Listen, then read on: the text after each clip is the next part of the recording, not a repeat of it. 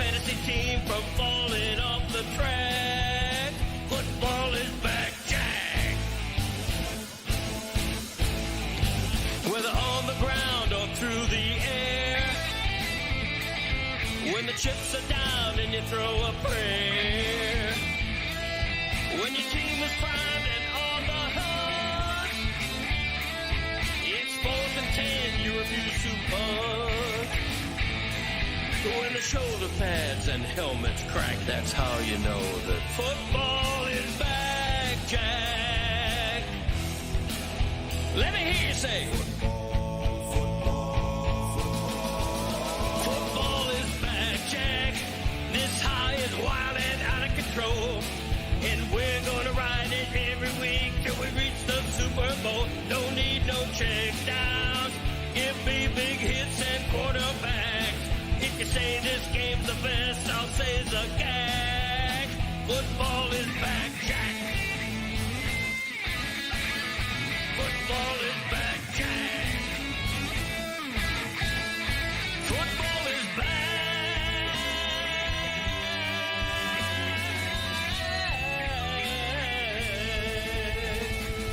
Football is back, Jack. So I went. All right. I went to the show. I went on Saturday night. I saw Pearl Jam tribute band, still alive at Revolution. I got to tell you something. Staying out late at night, it's hard. What was late? Well, it was. We left. It was over like around 11-ish, and so we're in the car on the way home, and It was over at 11. Yeah. And this is staying out late. Oh my God, it's so late. And we couldn't believe that when we were on the drive home, we said to ourselves, because Fort Lauderdale used to be my spot with my wife, when we were just dating, we loved Riverfront. And so we'd be going out there all the time. Yo, stop putting your hands up in the air, Roy. You think it's called Riverwalk. It's not. No, It is. What no, are you it's talking not. about? It's Riverfront, all right? Riverwalk is in San Antonio. You're confusing the time that you went to San Antonio with Riverfront, all right? Riverfront is Fort Lauderdale. Anyway, you're getting me off track here. We used to go there, like when we were dating. That was our spot. And we said to ourselves, I can't believe there was once a time where we were just arriving at this time. Who the hell is arriving somewhere at 11 o'clock? What a nightmare. Oh, my God. We were so tired at the end of the night. Who needs this? I was even thinking to myself during the day, I'm like, all right, I'm excited for this show. We're going to go see a band play nothing but Pearl Jam songs. How's that not going to be great? And but the thought did cross my mind where it's like, am I even going to be able to do this? It's late. I did it, everyone. Are you going to do it again? If they play again, yeah, I would do it again. But I don't need to do it again. What if it's a weeknight? Yeah, I don't need to do it again for a while. All right. Weeknight, no. Whew. We were tired. Oh, man, going out. Back when I used to perform all the time, we didn't go to the club until 12:30. Oh! Ugh. What a vomit. 12:30. Are you kidding me?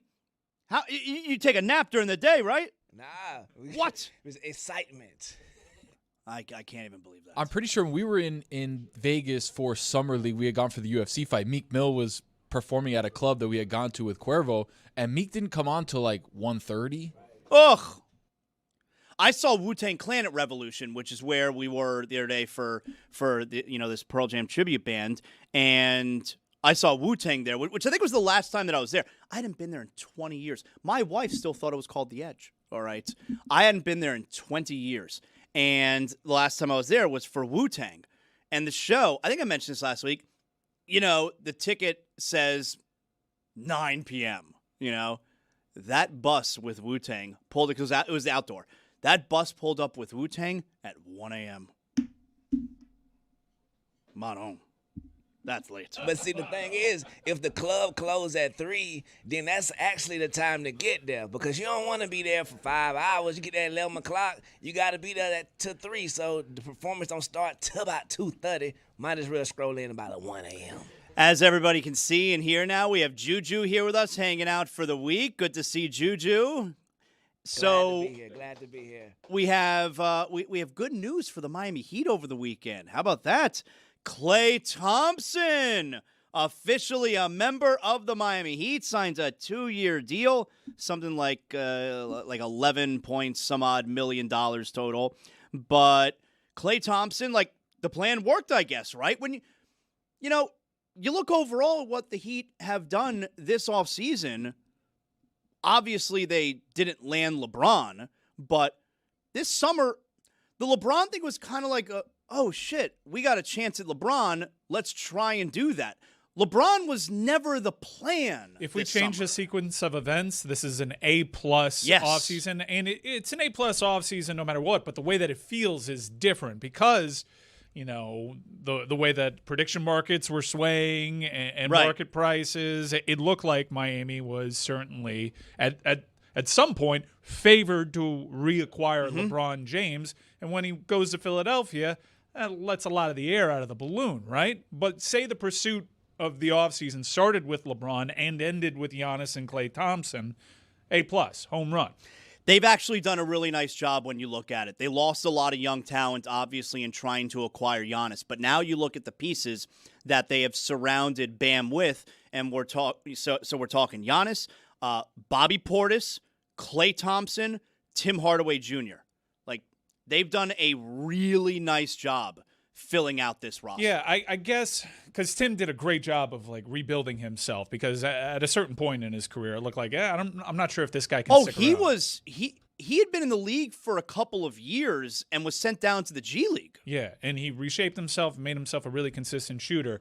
By the 3-point shooting percentages, they have addressed what was. No, I thought they have no shooting. Yeah, they addressed it with what was the lingering question. However, I still think, and we saw DeMar DeRozan went to Denver, getting somebody on the perimeter that can create their own shot, that seems to be. So I was thinking about this last big night. Need. I was thinking about this, sometimes when you're going to sleep, you can't fall asleep, and you think of a lot of things. I like that time. You were thinking about how the Miami Heat can get a guy on the perimeter that can create their own shot. Bingo. Yeah. And so I was thinking about this last night, waiting to fall asleep. And I came to the realization, most people are not going to like this answer, but in regards to what you're talking about, where, a guy like DeMar DeRozan would have, and DeMar DeRozan's the guy that I wanted, by the way. Like, we spoke about this. The reason that I wanted DeMar DeRozan, who does not shoot threes and is not a good 3-point shooter, but still can create shots, is still a big-time scorer. And I really wanted DeRozan because I didn't think it was worth hoping that Dallas was going to buy out Klay Thompson for then Miami to eventually sign him when you could just go out and sign DeMar DeRozan right now. Like, I would have taken that guarantee as opposed to hoping. But this is what usually happens, right? Where people on the outside like us, we don't have all the information that they probably have on the inside. And the Heat probably knew the entire time that they were going to get Klay Thompson. But I was thinking last night before I fell asleep, the reality of it is, when you're talking about who can be a guy who can create shots late in the game, get you a basket that's not Giannis, because sometimes in that spot he struggles, the guy kind of needs to be Andrew Wiggins. Like, it kind of, they have the guy on the roster. I know people, you don't, like, that's not flashy to you, and you don't want to hear me say that, but I don't. But the guy, it kind of needs to be Andrew Wiggins. He's a perimeter player who's been a scorer for most of his career. He needs to be that guy. There was this Heat account that I'm sure was trolling because they said Pat Riley has rebuilt this roster in the image of the 2013 Miami take Heat. it easy. And I go down to the line that has Wiggins compared to Wade, and I threw up. Yeah, I saw that. I threw up all over my phone. I now didn't you even need a see new the phone. rest of the tweet. I threw up all over it. And you need a new phone now. To be fair, Wiggins has played in some big time games in the Western Conference and has played really, really If they well. need a guy to get a shot, landing it kind of needs to be him. Yeah, and I think one of the most important things about this roster is all these guys are Heat culture guys that I can see buying into Spoelstra's system. I think it's a high character roster. Exactly. So I think that whatever Spoelstra says in the practices or, hey, bro, we need this out of you, I think he's going to give him to him. Yeah, I think it's a very high character roster, And you guys know that's the kind of stuff that I personally have been missing from this Miami Heat team over the last few years, where it's just got to get back to having dogs on this team, all right? And it feels like they got so some many dogs. clowns, dude. Had so many unserious So many clowns. people. Yep. Just not culture fits. Yep. Look out for Dae'Quan Mitchell this year. Oh, I think dude, Dae'Quan I Mitchell love about him. to take a hop. Yeah, I love him. I trust him. I think he is a Miami Heat type of player. Yep. I think he can shoot well. He can create some off the dribble, but a point of attack defender. I think he would have been great on this roster. If LeBron had come here, I was expecting huge things from Dae'Quan Mitchell. I mean, can you tell me Dae'Quan Mitchell can't give us what at least Mario Chalmers did for a few years? Come on. Easy. And defensively, way more. Easy. What are you saying easy for? Easy. Easy what? You're comparing Dae'Quan Mitchell to someone who, in my mind, deserves to be in the Basketball Hall of Fame. And that's not a joke. Europe, college, pros. He's won everywhere. The winner. Big three. Every level, he's a winner. Every level. It's no true. one else can say they've won in Europe, Yep. college, the NBA, and Big Three. Nobody. Dude he is a winner at every level. We asked him about it, and he agreed. Agreed that he's a winner or that he should be in the he's Hall of a Fame? Hall of Famer. Because In the Grove. Yeah. In the group, we asked him, hey, are you a Basketball Hall of Famer because of what you did? Remember, hit one of the biggest shots in college basketball history. Yep. All right. Big time piece for a two-time champion, Miami Heat. And come on, that Game 4 in the 2012 Finals? Yeah. What about Mario Chalmers? Come on now. Europe and the Big Three. I still got a tiny bone to pick with Spo because remember, there was a point in time where Mario Chalmers signed a 10-day and was back with the roster. Yes. And he never got his moment. Yes. He just never played a minute. Hall of Fame probability for Mario Can Chalmers. I guess? 97%. Go Can I ahead. guess? Go ahead. You'll never get it, but go ahead. 3%. 0.1%. Oh. Ugh. The 1% of the 1%. A tenth of 1%. Oh, man. Come on. That's too low. Come on. I agree. For a guy At that's least won give that him a many whole championships, percent. Come on now. No one else has the argument that I just laid out. I mean, why would anyone else lay it out? But my point is, don't compare Dae'Quan Mitchell to Mario Chalmers. I'm just saying he could at Slow least your roll. give us that. He could give us what Mario gave the team in those championship years. So I'm really pleased. Even though I wanted DeRozan, there has to be context to it. I wanted DeRozan because I wanted the guarantee of that guy's there. He's available to us right now. But the Heat's plan worked, and they got Klay Thompson, and so what they're banking on, right? Because Klay Thompson just had the worst season of his career, where he came off the bench. Wow. Mario Chalmers, also a McDonald's All-American. Wow. He did it at high school, too. The winner at every level. Yeah. literally. Natural-born winner. Klay Thompson came off the worst season of his career. Shot under 40% from the floor, which is bad. And shot 38%, I think, from three, which is still good. Still good. Not elite, but it's still really good. And averaged 11 point some odd points. And I think what the Heat are banking on, and I'm okay with them banking on this, is that he's going to have a ton of wide open threes on this team. Shots that he did not get last year in Dallas. Because they didn't even have Kyrie Irving in Dallas last year. Like, who was on that Dallas team last year? It's Cooper Flagg and Max Christie. right. So, yeah, at 36 years old, can't create his own shots anymore. But between Bam and Giannis, he's going to get a lot of open looks out there. And I would believe that his three-point percentage will be a lot closer to his career mark, which is 41. I think the best thing you think about Klay is playing Klay ball, right? When I think of Klay at his apex, he wasn't dribbling, right? Like everything is off. Wasn't there that action one screens. game where he had all those points, and they're like, he took 6 dribbles the entire Yeah, game? he had like 38 points, like 7 dribbles the Yeah. entire game. But Yeah. like that kind of You think it was offense. 7? I thought 6. All right, whatever. Whatever. You know. I'm playing prices right. I'm going to go over one. Ugh. 6'7". But you look at what that offense was for Klay and just like in rhythm shooting, right? Off of screens, pin downs, like go running down the baseline. Like all that stuff is going to be available when you've got guys like Bam and Giannis and Portis and all guys in the middle that are going to have to command some sort of committee downstairs. Do you think he ever considered the Warriors? I feel like he's got real beef with the Warriors. I don't think he's happy with them. I think he probably looks at it as like, wow, you keep giving Draymond money. Like, you know, I didn't want to leave because that is what's happened. They didn't want to pay him, and they keep giving Draymond Green money.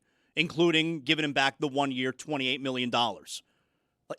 I would imagine he's probably got beef with the Warriors, because wouldn't he have at least considered them? It doesn't seem like it's considered anyone but Miami, which is why I think it's easy to draw the conclusion that the Heat have known the whole time that they were going to get Klay Thompson. How do you feel about Giannis already talking about going back to Milwaukee? I think those are old quotes. No. Yeah? No, these are new. Like it's like, when I'm done with this Miami Heat thing, I would love to come back to Milwaukee and close that loop. By the way, the Miami Heat added Vin Baker to their coaching I like that. staff, That's a smart move. who's Smart apparently move. a Giannis guy. Yeah, smart move. Make the guy comfortable. Wasn't that a thing, remember, in Milwaukee when they traded for Damian Lillard? Damian Lillard's lack of comfort, familiarity, it was a problem. Make Giannis comfortable. So that seems like a no-brainer to me. You see, Klay Thompson was beefing with fans on Instagram over the weekend as well. I guess they were comparing – I guess he was being compared to Ray Allen in some fashion, and so Klay Thompson was on his Instagram going in the comments. I'll never understand that. Like, can the NBA player, the super successful NBA player, he's going to be in the Hall. He's going to be a first ballot Hall of Famer, Klay Thompson. He's a 4-time NBA champion. And he'll just see a comment that he doesn't like on Instagram and he just can't help himself. He's got to respond. I don't get it. I would pay no attention to any of that shit. Right? Wouldn't you? If you were Klay Thompson or someone of that ilk, wouldn't you just pay no attention to anything like that? Right. None of that stuff is your business. Like some of the comments on this YouTube right here that we on, none of that is my business, man. I don't care how y'all feel about me. I love myself. I think that a lot of the players, they see that Kevin Durant, he be getting away with them burners, so they be like, oh, me too. And they don't do it like my bro. So Buddy wrote, and he actually wrote this at Klay Thompson on the Instagram comments. It was facts, but it was against the top defenders of each team. Or did Steph and KD draw those? Ray Allen led a team to the Eastern Conference Finals without another All-Star. It's not close, bro. And Klay Thompson responds, you do realize I was the second leading scorer on 2 championship teams without KD. You want me to go to a bad team and put up empty stats? That's easy, buddy. Buddy at the end. Yeah. Love that. Yeah. I mean, why Ray Allen wasn't getting empty stats? I don't understand. What? What do you mean? There's a couple years in Seattle, and Those Seattle teams were good. Those teams were good, dude. Those Seattle teams were damn good. I think one was the number 1 overall seed. And when he was in Milwaukee too. Before that, that's the team he's referring to. They went to the Eastern Conference Final. Eastern Conference Final. Yeah, With Vin Baker. Yeah.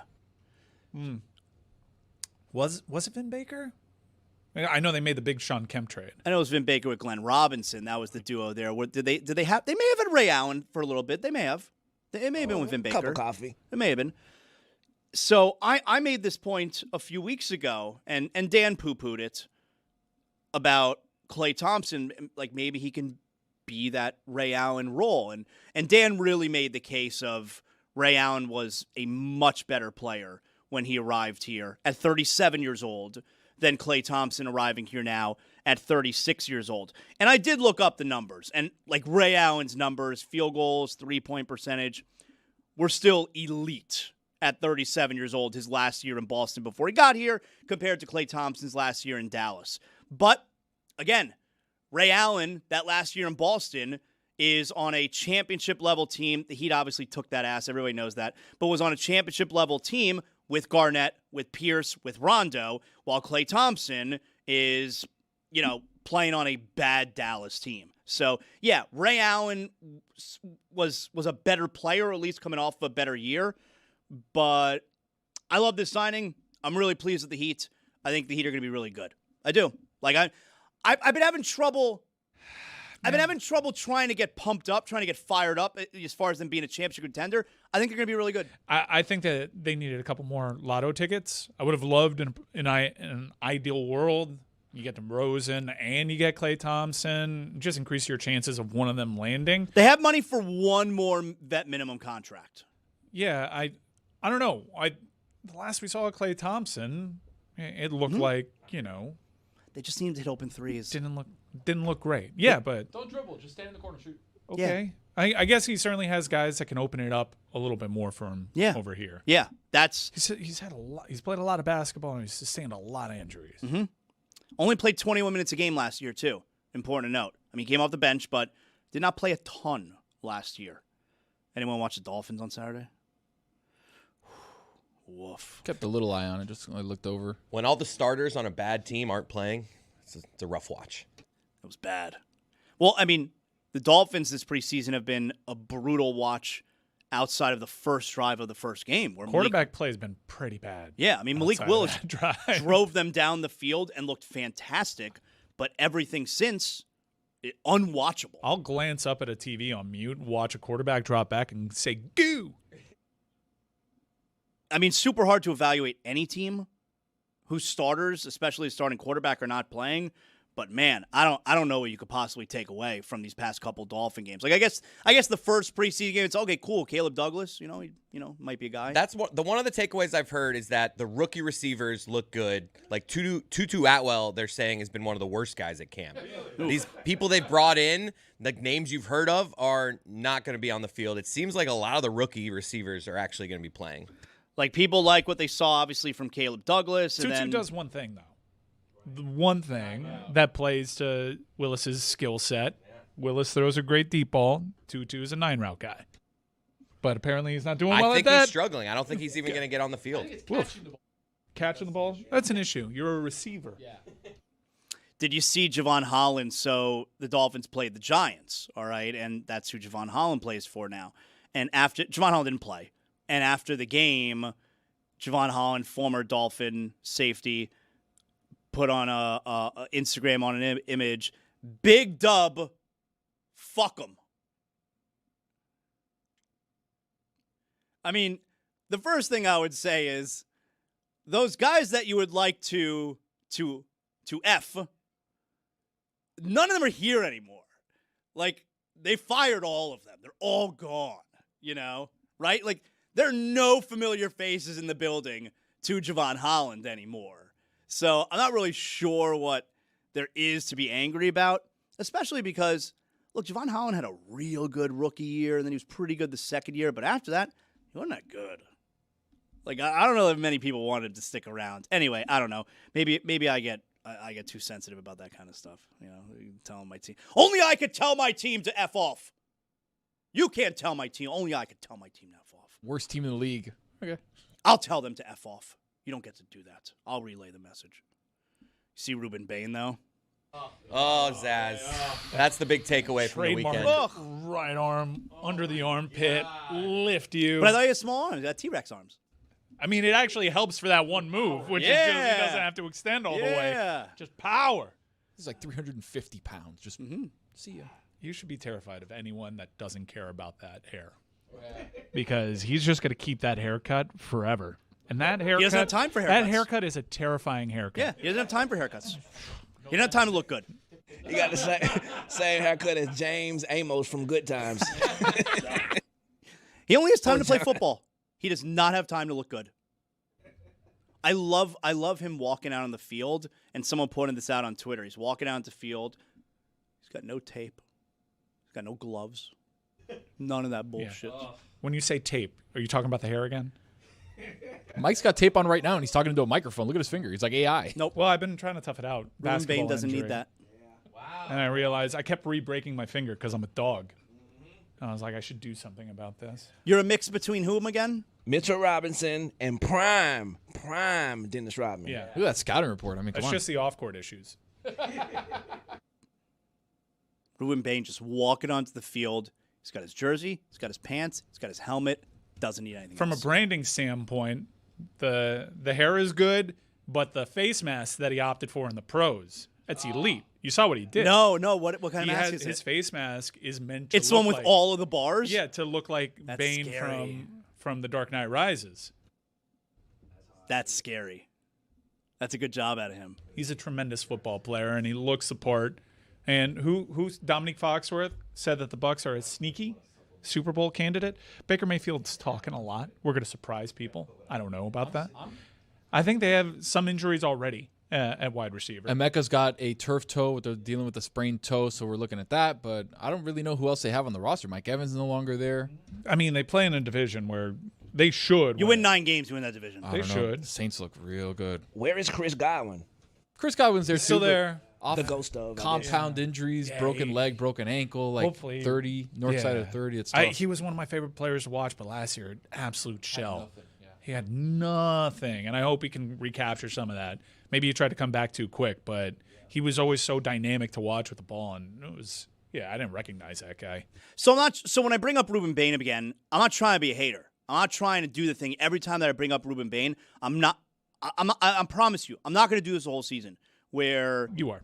I might do it for most of the season. I not have the a whole feeling Ruben Bain's going to force us to have that dialogue.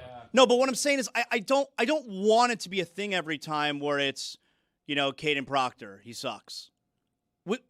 You'd prefer Caden Proctor not suck. He played 3 plays and they took him out. They're protecting him. Yeah, let's go on the record with that.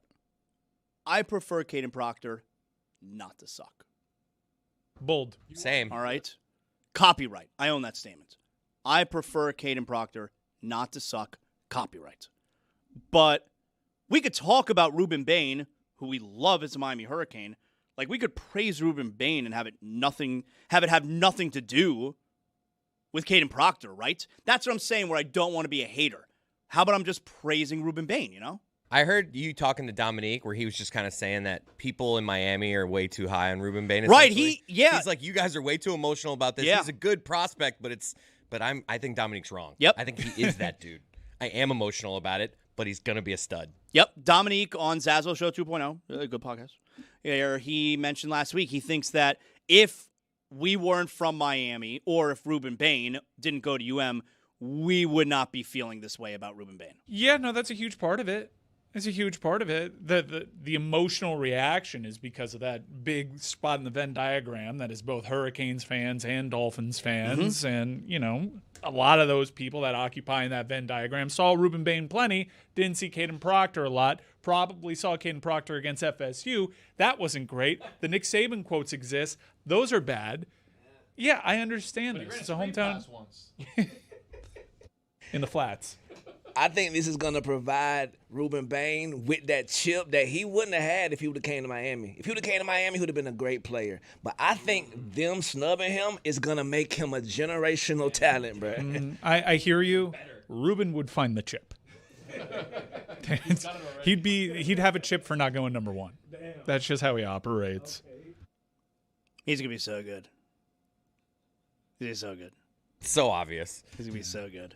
Hurricanes D-line, I don't know if they're going to miss him all that much. Now, he's a special player. The ends, look, you lost 2 first-round D ends. Guys that have been playing, like Mesidor was 30. Come on. And I haven't heard much about him. We doing anything so far preseason, training camp? He's had a decent camp. I heard did all right in camp. All right. And, everyone knows what to expect from Mesidor because he was basically a finished product already in college. Bain is a guy that high end, this guy could be a Hall of Famer, but short arms, and there's a question about him. Mesidor, not super polarizing, but the interior line play from Miami on the D-line for the Hurricanes should be better than last year. Wow. Should be better. I do worry about the D-ends. I would have liked Hayden Lowe to stick around on the team. That one hurt. 5-star talent. Hayden Lowe, really good. But Wilson and Lightfoot have potential to be first-round draft picks on their own. And we saw Lightfoot, especially in the CFP, make big-time plays for the Miami Hurricanes. And his mentality, his approach to practice, I like it a lot. Getting close. Just a couple next week. Well, this weekend's college football, we but get in to- 2 weeks. We get to watch Stanford this week. Do I get game day Saturday? Yes. This Saturday? Yes. Oh, talk to me. I mean, we got NC State, Virginia. You think game day is going to sit that one out? Talk to me. We get Hawaii, Stanford. Keep talking. We are talking to you. Canes get out of camp. No injuries. No big injuries. No season-long injuries. Now we're in install, folks. Oh, and the Canes opener is a Friday night? Yes. Friday night, 9 p.m. against Stanford. If this happened in the middle of the season, I'd We be a wouldn't little like worried. it, yeah. Friday night to open the season, that could be any day of the week. Oh, and the ACC, the last thing you want to see coming is Bob with shoes in that Friday night window. Get it out of the way early. And we have a couple of those. Thankfully, they moved the Virginia Tech off of Friday because that would have been spooky. I'm being told, by the way, no college game day this week. College game day schedule will open in what's the normal week 1. Really? They always do week 0. Well, that's what I'm being told. They've always been bubbling and doubling. Stop talking to me. The thing I'm being told could be wrong, but that's what I'm being told. But they bubble and double. Say better things. Wait, is Virginia NC State an ACC game? Because remember, like there was that weird thing where Virginia played a game against an ACC opponent that wasn't an ACC game. Oh, I hate that. Yeah, and this was a game that was originally scheduled for Brazil. How do you feel about them no longer calling it week 0 anymore? It's just like it's an extended week 1. Week 1's 2 weeks. Yeah, I like week 0. Yeah. They heard our complaints. Yeah. I feel like we complained about that for a while. Which was worse, week 0 or when in the NCAA tournament they called the first round the play-in, and then the weekend was the second round? That's bullshit. Yeah. That was the bullshit of all bullshit.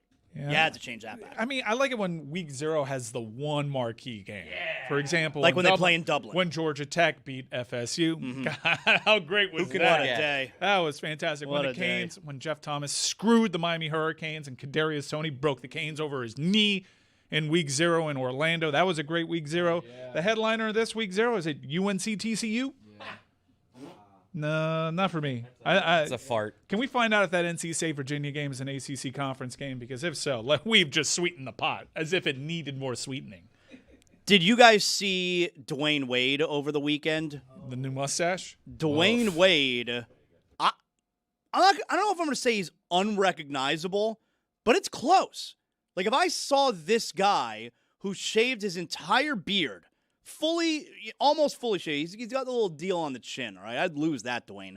But if I saw this guy on the street, I would do a double take. I'm not 100% sure it's Dwayne Wade. Right? He looks... That's like to be Dwayne Wade. He looks younger, for sure. But younger doesn't mean better. He look like Calvin Ridley. I think he looks... I don't know. I don't love it. I like the backwards hat. Yeah, we could tell. He somehow looks like Casey and JoJo. Yeah. Shaved off that beard, huh? Yeah, I like it. But, bruh, this is a reminder of bruh handsome, though. Like, he got good genes. Yeah. Bruh put over 40, looking like this, looking like a teenager. Salute to my boy, man. Yeah. I mean, like I said, he looks good. Yeah. He doesn't look like Dwayne Wade. Doesn't look like Dwayne Wade to me. No.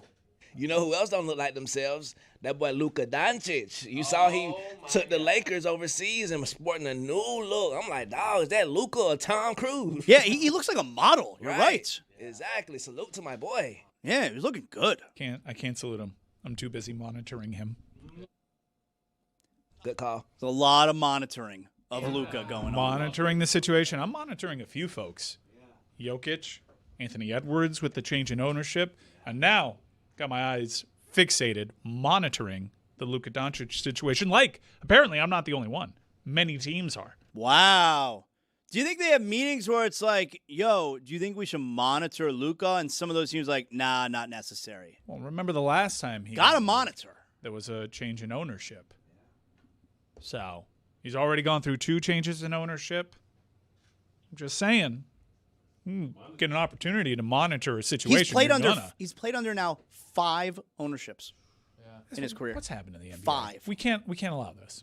We can't allow. What happened to the game I love? It's just constantly flipping these assets. Well, we're kind of in one of those spots where you take a step back and you're kind of grateful for Mickey Harrison, no? Yeah. Even though Josh Kushner was here. That was good. That was minority owner. That one went underreported. Ugh. Especially on this show. Yeah. I mean, very minority. Free Genie Bus. It's a really small percentage. How do those phone calls go when you're monitoring a player on another team? You call the team and you're like, hey, what's going on over there? He looks like Tom Cruise now. Yeah. All right, check like back that. later. What are you guys doing? I think you just say, just want to let you know, so I didn't catch you by surprise. We're monitoring. Like keep in touch kind of thing? Nah, just like, if they see you creeping, you don't want them to get, startled because you're letting them know, yo, I'm monitoring. I'm here, taking a look. Yeah, I'm not creeping. I'm monitoring. Well, we were all caught by surprise the last time he got moved. But you know why? Because no one was monitoring the situation in Dallas. That's right. Only Rob Pelinka was. That's right. Now everyone's learned. That's right. Yo, Mike, does Inter Miami suck? They might right now. They might, and they should probably take a look at the head man. You know, They never win games anymore. no. Now it seems worse than it is. They've won a game this month. Yeah, it seems worse than it is because there's Leagues Cup matches in here. They're well out of that competition. They're not going to win the Leagues Cup, a cup that they have won previously. But now you're worried about what's happening in MLS. And it's not like they're losing to good teams here, Zaz. Nashville's always Right, good, Toronto but- stinks. But yeah, that's real bad. And Messi scores every game, by the way. That's why this is super concerning, because you could point to, obviously, Messi was super close to his dad. And that was sudden, a surprise after the World Cup. He's played a lot of minutes, traveled a bunch, then travels back to Argentina, comes back and performs really well. Now, in the Eastern Conference, again, it seems worse than it is because Inter Miami is still second in the East because they've lost all these games in a different But competition. first place is running away with it. Yeah, which is one of the teams that they've lost to, Nashville. Really good. One of their nice little budding rivalry inside of the Eastern Conference. But now you've allowed the rest of the conference to kind of catch up. But you're to you. saying they may have to fire the coach again? Well, they fired the last one, and I don't know if they ever just, did they remove the interim tag? It felt like they were just kind of, this is Messi's guy that they've installed, and this is a huge dip in for him. I do think he'll get a couple more matches here in the MLS campaign, but if they drop some more, Casemiro's been here, and that just, if you're going from wins and losses, bad signing. Because Casemiro was supposed to kind of fix this Busquets type of hole that was in the roster. And Busquets was a very good player for Inter Miami. Casemiro, just from a result standpoint, not working out the way that you would hope for Inter Miami. Well, they play again this weekend, this Saturday night. They're playing at home again against Montreal, who also stinks. Big update. Game between NC State and Virginia in 2026. Conference game. All right.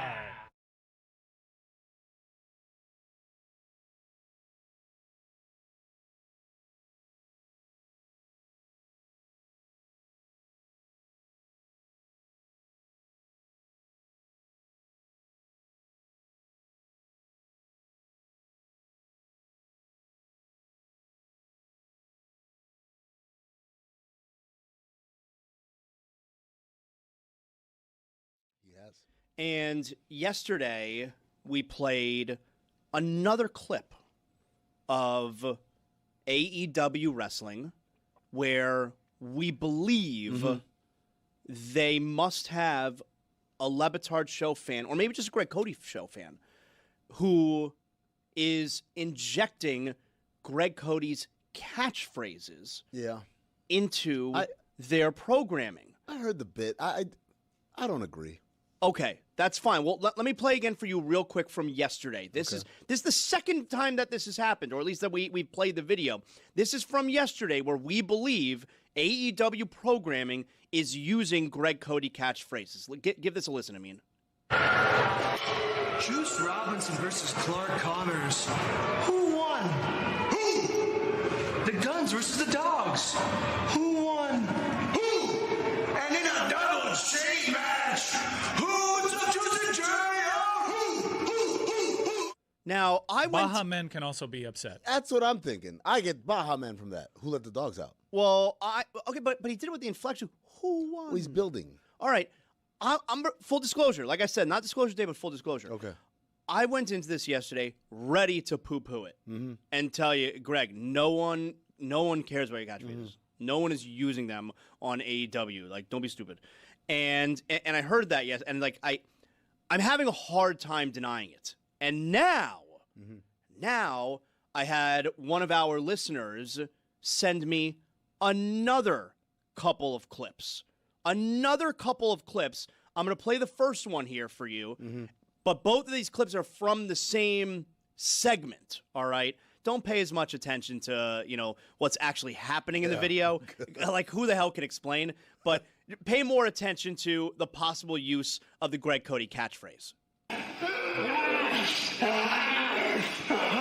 What you learn, huh?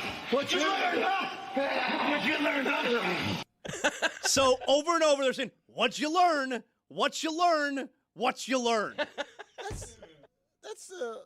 that's a common phrase. Still Okay, skeptical. but we got to put it together with the other examples as well, What'd you don't learn? we? Catch as catch can a few weeks ago. Who won? Everyone says catch as catch can. No, and What? No, and they ended the catch as catch can segment with "You never know."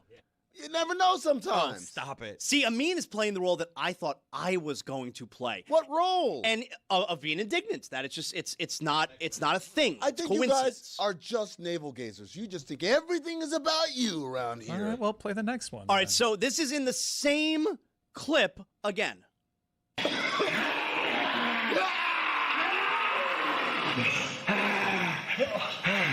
We're rolling now, huh? Oh, are you kidding me? We're rolling. No. It's not just we're rolling now. We're rolling now, huh? I mean, It's undeniable. you know what's funny? At first when he went, I was like, oh, that is kind of like Greg.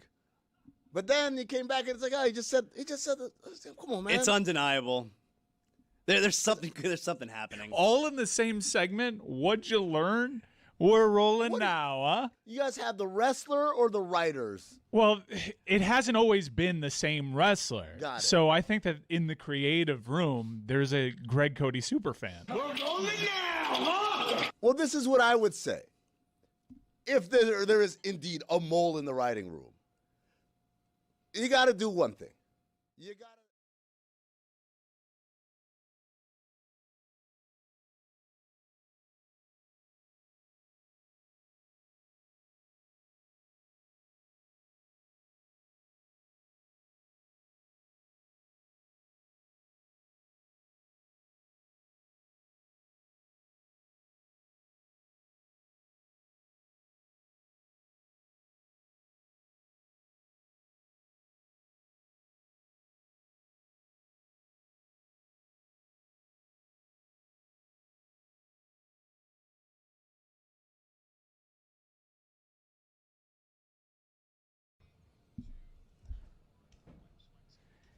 This episode of the Dan Le Batard Show is presented by DraftKings Sports.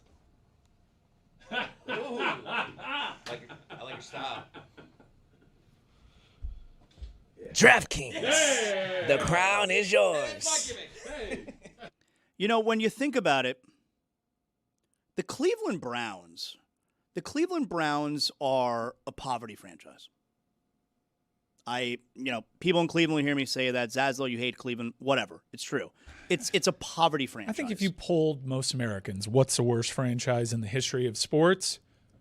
I think with how gigantic football is, the Cleveland Browns take the title. Juju, put it on the poll. Are the Cleveland Browns the worst franchise in all of sports? And I bring this up because for a poverty franchise, for a franchise that has literally never done any winning in the Super Bowl era, all right? They rarely make the playoffs. They're no good. They're always talked about. They're always in the news. Like there's something admirable about that. You know? Like the Dallas Cowboys are always in the news. But all right, you got an owner who loves being in front of the camera. You always have high-profile players. They always sign big stars. They won 3 Super Bowls in the 90s. That's a major, major franchise. So, okay, it makes sense they're spoken. And there's Cowboy fans everywhere. It's not like there are Cleveland fans everywhere. It's Cleveland fans in Cleveland. But the Browns are always talked about every single year. There's something admirable about that. And they've been front and center this entire preseason because they have a shitty quarterback battle on a shitty team. And in week number 1... And all the other shitty quarterback battles outside of Atlanta seem pretty set. So this is what you talk about this time of year. You're right. This is what you talk about this You're time right. of year. And if you're Deshaun Watson, what you do is, I know this is strange, you keep your head down. You keep your head down, and you don't give people reasons to talk about you. And yeah, the performance wasn't great. It was bad. But then he made news. I think he might, Tua kind of lost his job too with some press conference stuff. But in terms of like being in a quarterback battle, has anyone ever lost a job because of a press conference? Because I don't know if you caught this over the weekend. this was a disastrous day for Deshaun Watson. I had a friend that was at the game, said he's never seen anything like that, where a dude on his team, Browns fans, good fans, they cheered when Deshaun Watson threw an interception. Cheered. As if it was their team that was catching the interception. And Deshaun Watson said many things in the postgame presser. We expect a decision any minute now from Todd Monken. Well, I saw his press conference, his media availability today is going to be a little after we wrap today. So I expect him to name Shedeur Sanders QB1. Oh, I think he's going to name Watson. I don't think you can after this. This was so bad. Let's run it. Man, I didn't have no reaction. I think the biggest thing is, I think you guys know too, and I think the whole world knows. It has nothing to do about the performance. It's a little bit personal than that. So, I think that's it's a disrespectful thing. So, yeah, I mean, I'm gonna keep whatever I feel with me and my family internally on how I feel about that, and yeah, just move on. But don't you think, Deshaun, that winning and playing better would eliminate some of that booing? Last time I played on this field, I tore my Achilles. And that same fan base, they cheered when I got hurt. So does that have to do with, what does that have to do with anything about performance? When a person get hurt, especially for your own city, and they cheer. Does any of that make you regret coming here? No, I don't regret anything in my life. You know, I think the Lord put me through situations for a reason. So I don't regret anything at all. He is out to lunch. Ugh. Where do you want to start? He is in outer space.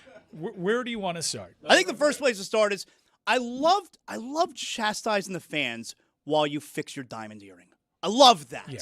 That's a great visual. Please chastise the fans and make sure while you're doing it, and you've been a terrible player, but please, before you're going to chastise the fans who hate you because not just your play at quarterback has been horrific in Cleveland. The only thing worse than your play at quarterback in Cleveland has been your behavior off the field before you got to Cleveland. But please, while you chastise the fans who are mad that you suck while you're taking in the most guaranteed money in NFL history, please start the conversation playing with your diamond earring. Please.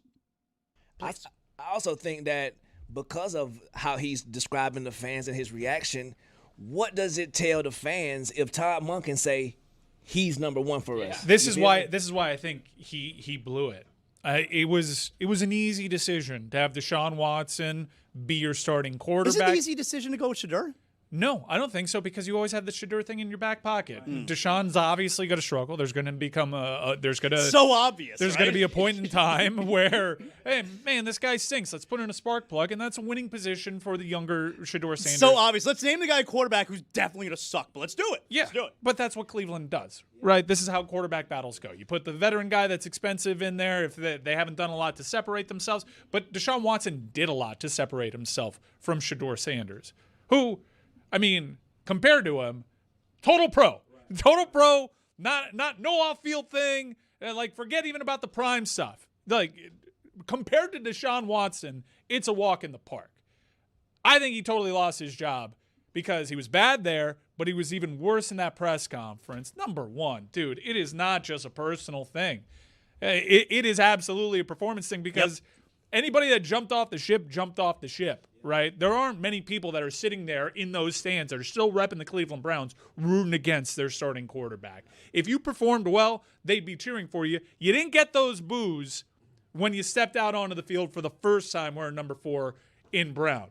They were cheering you tearing your Achilles because you're a bad person, but you're an even worse quarterback, which says a lot. Well, let me walk that back. You're a pretty rotten person.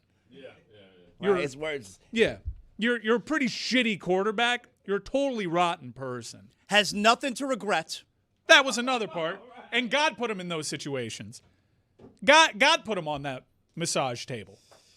What the are we doing with this guy? Nothing to regret. I think my boy is being willfully obtuse. Like, and that, like, you playing in our face now. And I feel like that's the violation, bro. Who's the most famous person to be obtuse? It's got to be the warden in Shawshank, right? Yep. By far. Absolutely. This was so out of touch, so wrong of him, so ill-advised that I think he did it on purpose. I think he went. I don't think he's bright enough. I think he knows that he's toast. I think that he knows that he's toast on the football field. And it's not just in games. It's been in practice. The guy's been terrible with I still follow a lot of those beat writers. It's not like, man, Deshaun looked good at camp today. Haven't seen that over the last few years.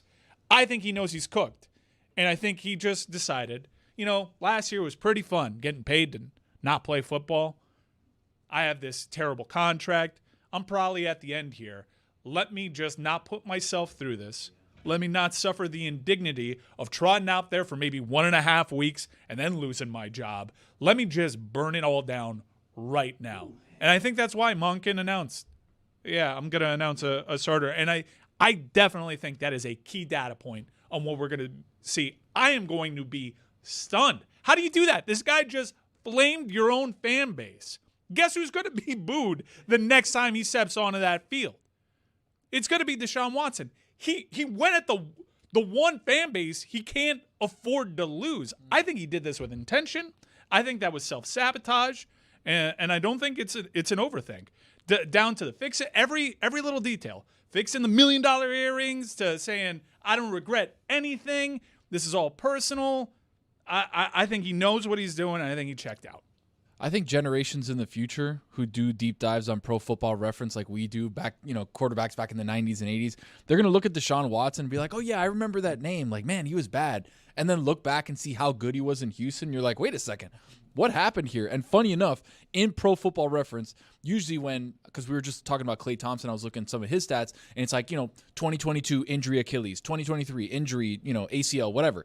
Here, there is no blank. It's just blank, completely blank. Mike, take a look. It's just a missing year. It's a gray line of 2 years. No injury. Yeah. There's no suspension. There's no nothing. There were It's some just signs of his blank. play diminishing a little bit in Houston because that was part of the discourse, right? Dude, but hold on. In 2020, His last year in Houston, he was really he threw good. for almost 5,000 yards, 33 touchdowns, and 7 picks. And then just fell off the face of the earth. This is another name to add to the growing take that I have, that the Brady Anderson year, that's something that you see with quarterbacks now in the NFL because quarterbacks can just drop off when the NFL is on your ass. And, he spent a lot of time away from the game. I don't think he's got the most professional approach. And, this is going to go down in history as the worst contract of all time in the history of sports. Yeah. And a friend of mine asked an interesting question. What do you say? Is this even more damaging to the franchise? The acquisition of Deshaun Watson, was that more damaging to the franchise than Art Modell moving the franchise? Wow. And I would say, just from my own personal... it has to be no. Yeah, no. All right, I hear you. Especially What's worse, Deshaun Watson or not having a team? Well, that franchise also ended up winning a couple Super Bowls. So that Baltimore is now considered, one of the great franchises. I remained a Cleveland Browns fan when they left the NFL. It's such a cruel truth, too, that not only did they leave, but they became one of the premier franchises. So well run. They drafted Ray Lewis right away. It's crazy. But just speaking from my own experience, when the Browns moved to Baltimore, I did not become a Ravens fan.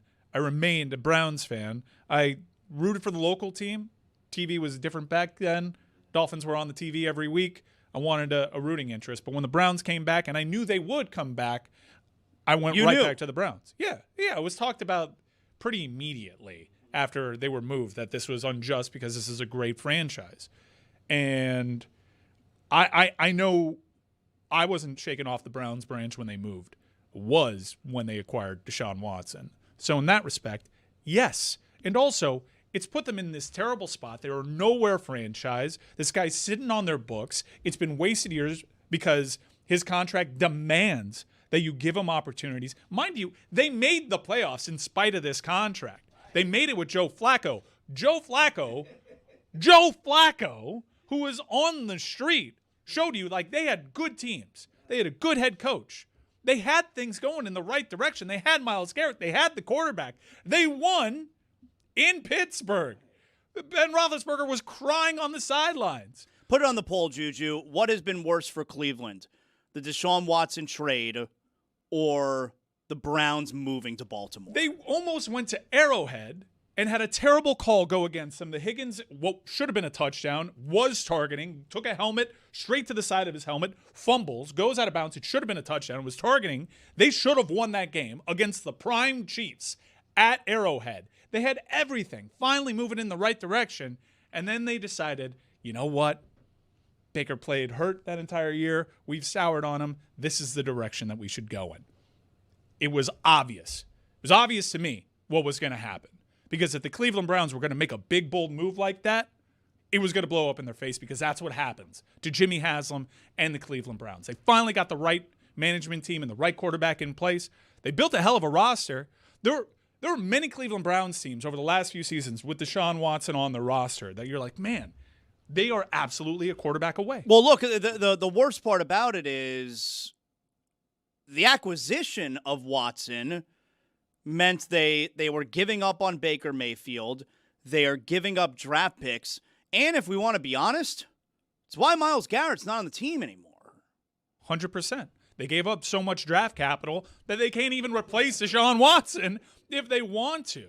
So, like Mike said, coming up probably in a couple hours from now, Todd Monken, the first-year head coach of the Cleveland Browns, is going to name the starter for this season. Here is Todd Monken. This was after the preseason game, but before Deshaun Watson's comments. Hey, how's it feel to get booed? I mean, it's a pretty easy question. It sucks. I don't want to get booed. It comes with the territory. You don't want to get booed? Let's play good football. Let's play good at quarterback. Let's play good on offense. Let's play good as a team. And then you don't have to worry about all that because it can turn just like that. Win, play good football, and everybody will be fine. That's just part of it. I mean, so I told him, you good? We're good. Part of what we do. We're good. And then he says that. And I respect Todd Monken, but there has never been a coach that looks more one and done than that guy. Yeah, here's the problem with Todd Monken, and here's why I believe he's going to go with Watson. All right. Todd Monken, he's 60 years old. First-year NFL head coach. This wasn't a hot candidate. You know, this is not like the offensive coordinator, the young offensive or defensive coordinator who you know you're going to give a few years here. Todd Monken is likely going into this season needing to win games. Not needing to make the playoffs, but needing to win games. Needing to prove, y'all were wrong not hiring me until I'm 60 years old. I can be an NFL head coach. And what happens there is, because I think Mike is right, it feels like a one-and-done type situation. So what winds up happening there is you're going to have decisions made from the head coach that are about self-preservation. And going with Deshaun Watson, I believe, is a self-preservation move where they probably do have a better chance of winning games this year, or at least right out the gates. Yes. That like Shedeur is better for the future. There's no future with Deshaun Watson. Zez, I don't disagree, but the math just changed. After that Todd Monken press availability, You don't think it makes it the look, math changed. You don't think it then makes it look like he's letting the crowd dictate who his quarterback is? I don't think you can have that guy as your quarterback. I don't either. You cannot have a dude that decided with his press availability following that game. Number one, it shows you a lot about how he's going to handle adversity here. Like, I don't know how you do that to your team. And there might have been guys on that team that believed in Deshaun. I happen to know there were guys on that team that thought Deshaun Watson should be QB1 based on merit because it's not exactly like Shedeur Sanders is lighting the world on fire at training camp either. But you can't, I don't understand how you can do that to your fan base, to your team, send that message that after Deshaun Watson said that, performed the way that he did, and recuse himself of any responsibility from the last few years and put it all on some agenda. What could that be? That the fan base, who stuck around, is one of the most loyal to a fault, by the way, because I can't judge anybody that stuck around through this. So it shouldn't have taken me this long to bring this up as well, where So Deshaun Watson is taking it very personal. It's clearly personal that they're booing me. Can't be about my play when they cheered, when I got carted off with the injury at the end of last season. This is obviously a personal thing. He has no clue how sports work. Just none. Because you can say whatever you want about us as fans or Cleveland Browns fans as fans that, we lack more morality when it comes to stuff like this. But the reality of it is, he is clueless if he doesn't think that if he played good football, that crowd would forgive and forget. I know there are people like Mike who jumped off the bandwagon right at the start.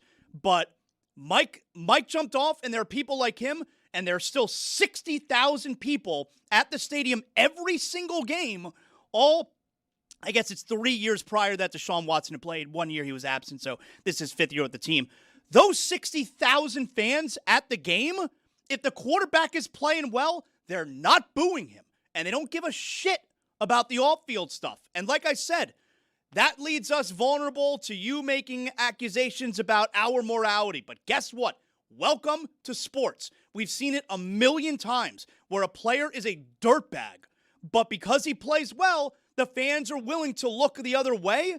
And this idea that Deshaun Watson doesn't understand that the reason that they're cheering when he's carted off the field and they're booing when he's playing poorly in preseason games, he doesn't get that despite the off-the-field stuff, that if he played well, they would be cheering him.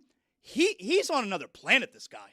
Right. I liken it to Kanye West, bruh. Like, last couple of years, I would have never thought my boy would bounce back from this goofiness. He had on a black KKK mask. He done said everything about Jay-Z. He been very rude, disrespectful to a whole culture, and yet he putting out music and still touring around because he letting the music talk. And I would never believe he's able to sell out SoFi and all this stuff. Biggest concerts that he's had, ever almost. Exactly. So I think he should, if Deshaun could pay attention to stuff like that, like Michael Vick as well. Michael Vick went through that situation, and I could not stop hearing about the charities that Michael Vick was donating to when it comes to dogs. But that's also a huge difference between Watson and Vick, Exactly. where Vick was really about that we rehabilitation. should interrupt this. We have breaking news on this front. While it seems as though the Cleveland Browns got sick of watching morning television, because we're not the only ones saying you cannot trot Deshaun Watson out there. But the Cleveland Browns have indeed named Deshaun Watson their starting quarterback here. Yeah. So probably the smart decision to do this right now before First Take chews on it all morning long. But this Not is surprised.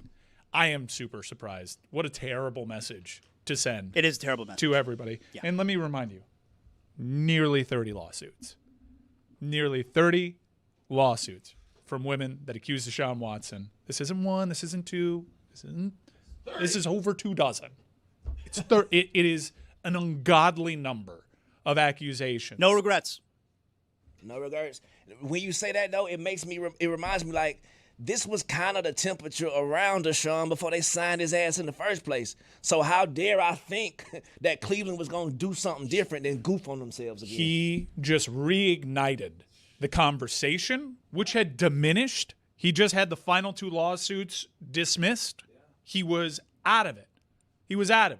In fact, the conversation was just going to be about him being a shitty quarterback and not just a shitty person. You're probably right where, if you go with Watson, which I felt they would, if you go with Watson, you can always then go to Shedeur. But if you start with Shedeur, it's tough to then go to Watson because nobody wants to see him. It's like you have 2 outs going to Watson. Maybe he'll play well. He probably won't. But then you can go to Shedeur. He's going to be booed by his own fans. But the other way around, if you start with Shedeur, you're really only giving yourself 1 out because nobody then wants you to go with Watson. You have Dylan Gabriel, who doesn't even have a jersey number anymore. Well, now the question becomes, I think there's a chance they cut Shedeur now. Because does this is now a conversation every single week. Every single week when Deshaun Watson plays poorly, this is a conversation. And does a first-year head coach want this to be the story of his team every single week? Dylan Gabriel's a fine backup. Non-controversial. You have no issues with Dylan Gabriel as the backup. Do you want to play this game every day for the rest of the season. I think this was a huge test for a first-time head coach, and I think he failed. I think Deshaun Watson just made this a hell of a lot worse. Hell of a lot worse. Look at what we're talking about here. It had gone away pretty much.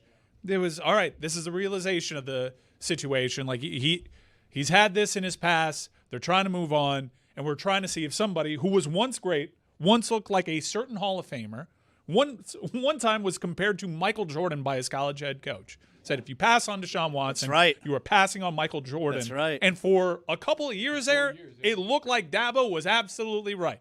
People were crazy to pass up on Deshaun Watson. And he was so likable at Clemson, too. He really was. He came from one of those homes that Warwick Dunn donated to families in need. Warwick Dunn, amazing person. It's funny that you mentioned charity because we looked this up because I could not believe it. I could not believe this tweet that I saw. Deshaun Watson, like many athletes, has a charitable foundation.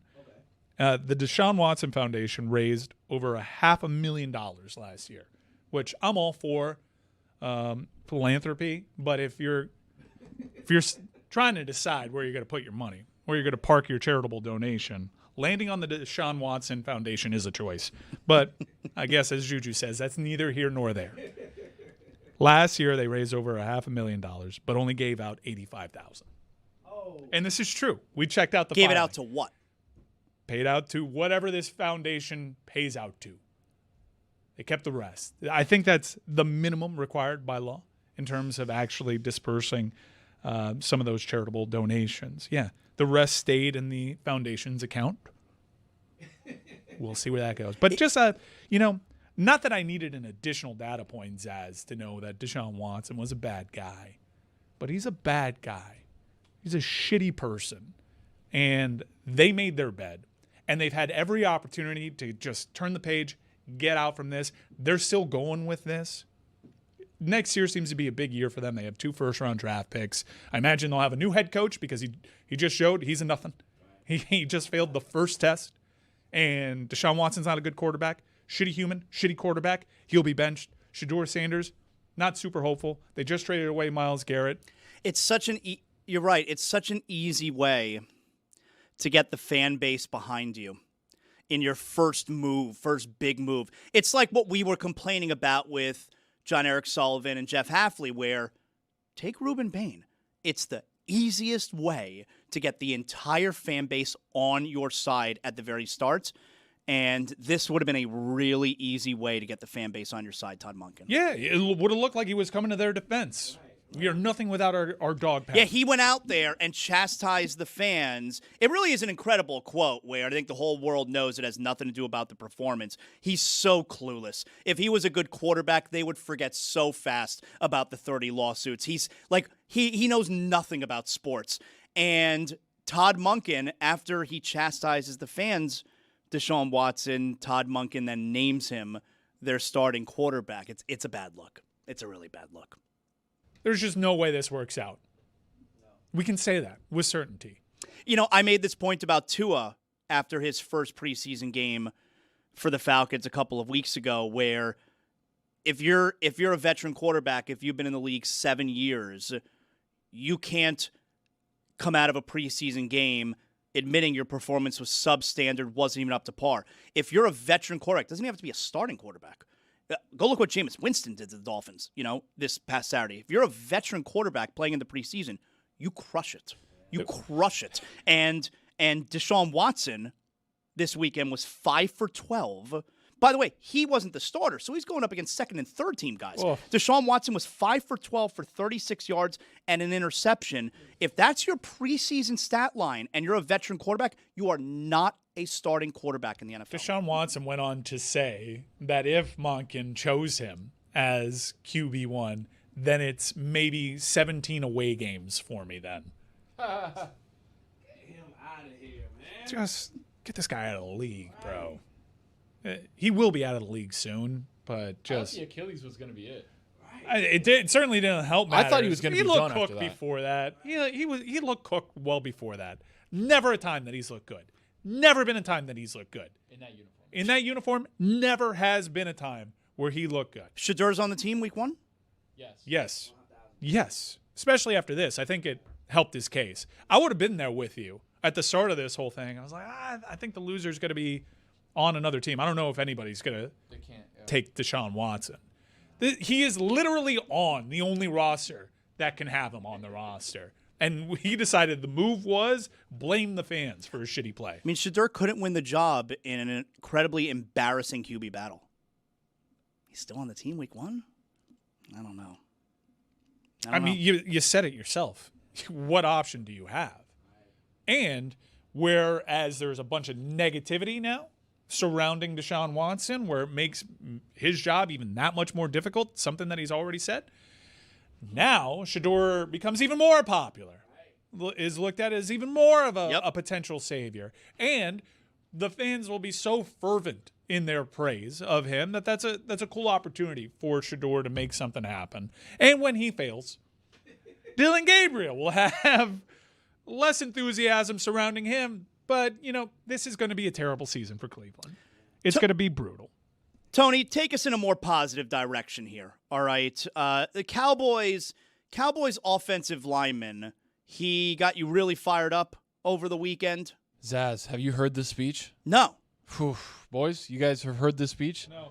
All right. Do we know homeboy's name here? Saez Pete. Okay. Saez Pete. He's the first Navajo in the NFL. So shout out to him. All right. Brian Schottenheimer, they have a big win in the preseason, and he told him, all right, we're going to close it out with Pete. Pete, get over here. And this is what he delivers as a speech. Tell me how fired up you get, because this had me running through a wall.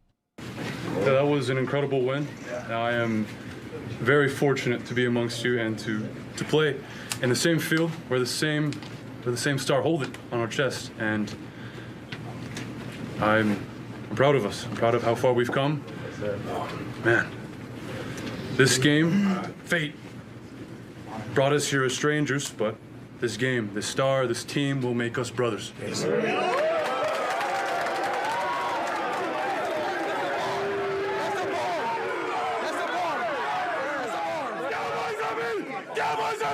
One, two, three, Come on. I like that. Goosies. Fate has brought us together. That made me happy.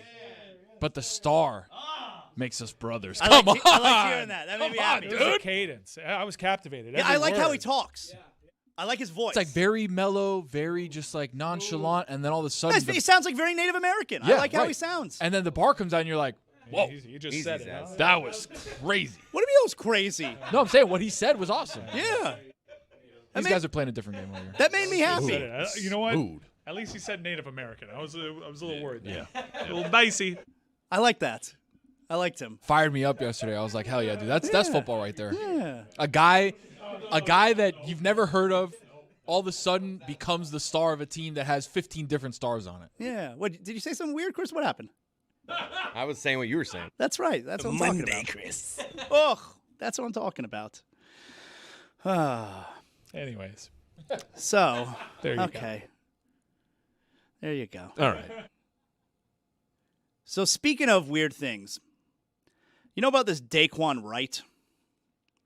We were speaking on weird things? Yes. It's just a thing to say. It's a crutch. It's a transition. I don't think we were.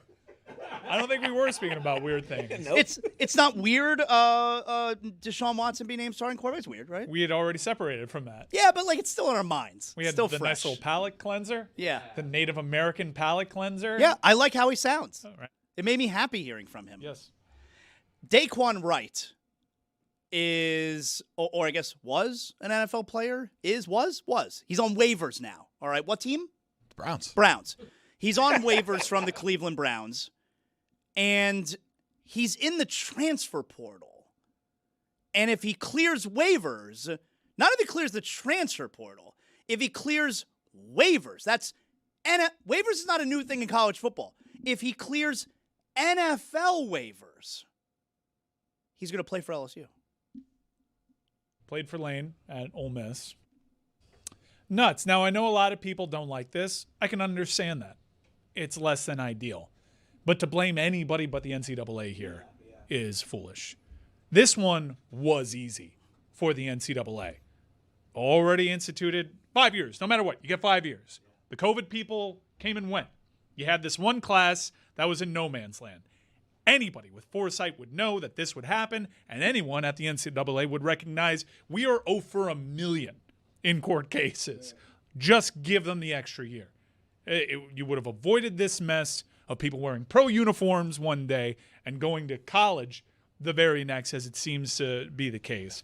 This is a failure on the NCAA, which is an absolute joke. Well, and he's not going to be the only one, right? Like guys who don't make a 53-man roster, who are undrafted free agents, they're going to enter the transfer, or they're going to contest to go back, there's right? been, I think there's been rumors of Tommy Castellanos being linked to Texas Tech in a backup capacity. You have to keep in mind, college football is starting this week. This is less than ideal for everybody involved. Like, it is hard to jump in. We're an install.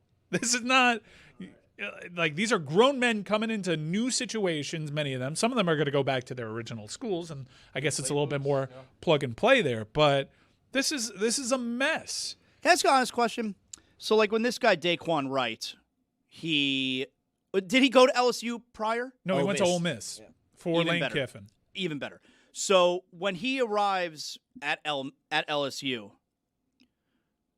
does he feel like a loser? Like walking into walking into that locker room with college kids, like 18-year-olds. You were just taking snaps in an NFL preseason game, and now you're like He's a man. He's a man. He's the man. The way Van Wilder was the man. Oh, he's the man. The man. Like, he's a man. Yeah, he goes into that locker room. What's it like in the pros? Man, my quarterback said some crazy shit. Right. I think the brother to look out for right now is the starting tight end on LSU currently. It's like, hell nah, bro. Don't bring your ass in here. Go back. You feel me? Yeah. Like he's going to take classes. He's getting a schedule. No, he's not going to take classes. Nobody's taking classes, Ass. Come on, what are you doing? Yeah, took classes. It's your first time ever? He's done it. Look, Carson Beck didn't take any classes. He had eligibility, but he had already done everything. That's not true. He did take a class. Lenora Sellers, I think it's just he's a golf intern. Yeah, he's interning at a driving range. He doesn't need to take classes. Some people They'll are work ahead. on that game. Pancake Honcho on Miami's offensive line. He graduated last year. Like, they're just there for football. Get in. That guy's got to have so many. Number one, he knows a lot of the staff. He knows a lot of the players because a couple of Ole Miss players went to LSU. And for everybody else, like, man, what's it like in the big leagues? Yeah, you're like 25 years old. He's like, I don't know. Get a job. I came from the Browns. This is a crazy operation. What's it like here at LSU? I don't know. I think it's weird. He's playing against real men, and now he's going to go in a locker room with like kids. He's going to still be playing against real men. He's inside the SEC. He should ask for number 5. Yeah. That's a good joke. That's a good job out of you, Juju. He won't be the only one that goes back to college here. I am curious to see how these guys work themselves in a little bit more of a routine for him because he's familiar with the playbook and the staff and some of the players and whatnot. Is it true when Todd Munkinson Layden called me and left me a message, I should have called him back, or was that just a funny anecdote? No, that's true. I saw that. That was true? Yeah, I saw that quote. Mm-hmm. No, I saw. He said I should have called him back. Right, but was he just messing around, or did Lane actually call him? We think. That's what I'm asking. No, Todd Munkin's very well respected in coaching circles. Well, what? He doesn't have time to call Lane Kiffin back. He doesn't have 1 minute. I should have called Lane back. Why 60 seconds? Like, I would see my phone. Like, what does Lane Kiffin want? Yeah, call him back. Hey, Lane, what's up? Hey, buddy, I'm taking your tight end. Who? Okay. Are you in the NFL again? How are you taking my tight end? You coach in college. I'm in the NFL. I don't know if you heard. I was asking Kevin Clark on Friday, Kane's Insight. Now you're going to have, I don't know if it's the GM who's like, you're going to have a personnel person. They have to scout the pros. That is going to have to worry about talent retention right now. Because Pyburn had 2 sacks. That's a body that you want in your practice squad. Tampa Bay had a bunch of injuries at that position especially. Now you got to worry about college programs trying to take your kid. And Kevin Clark said earlier, like, a lot of these players don't even know the rules still. They're like, Coach, it's not working out for me. I think I'm going to enter the portal. In the NFL! Did you hear what Dan Lanning said? Once you leave, don't come back.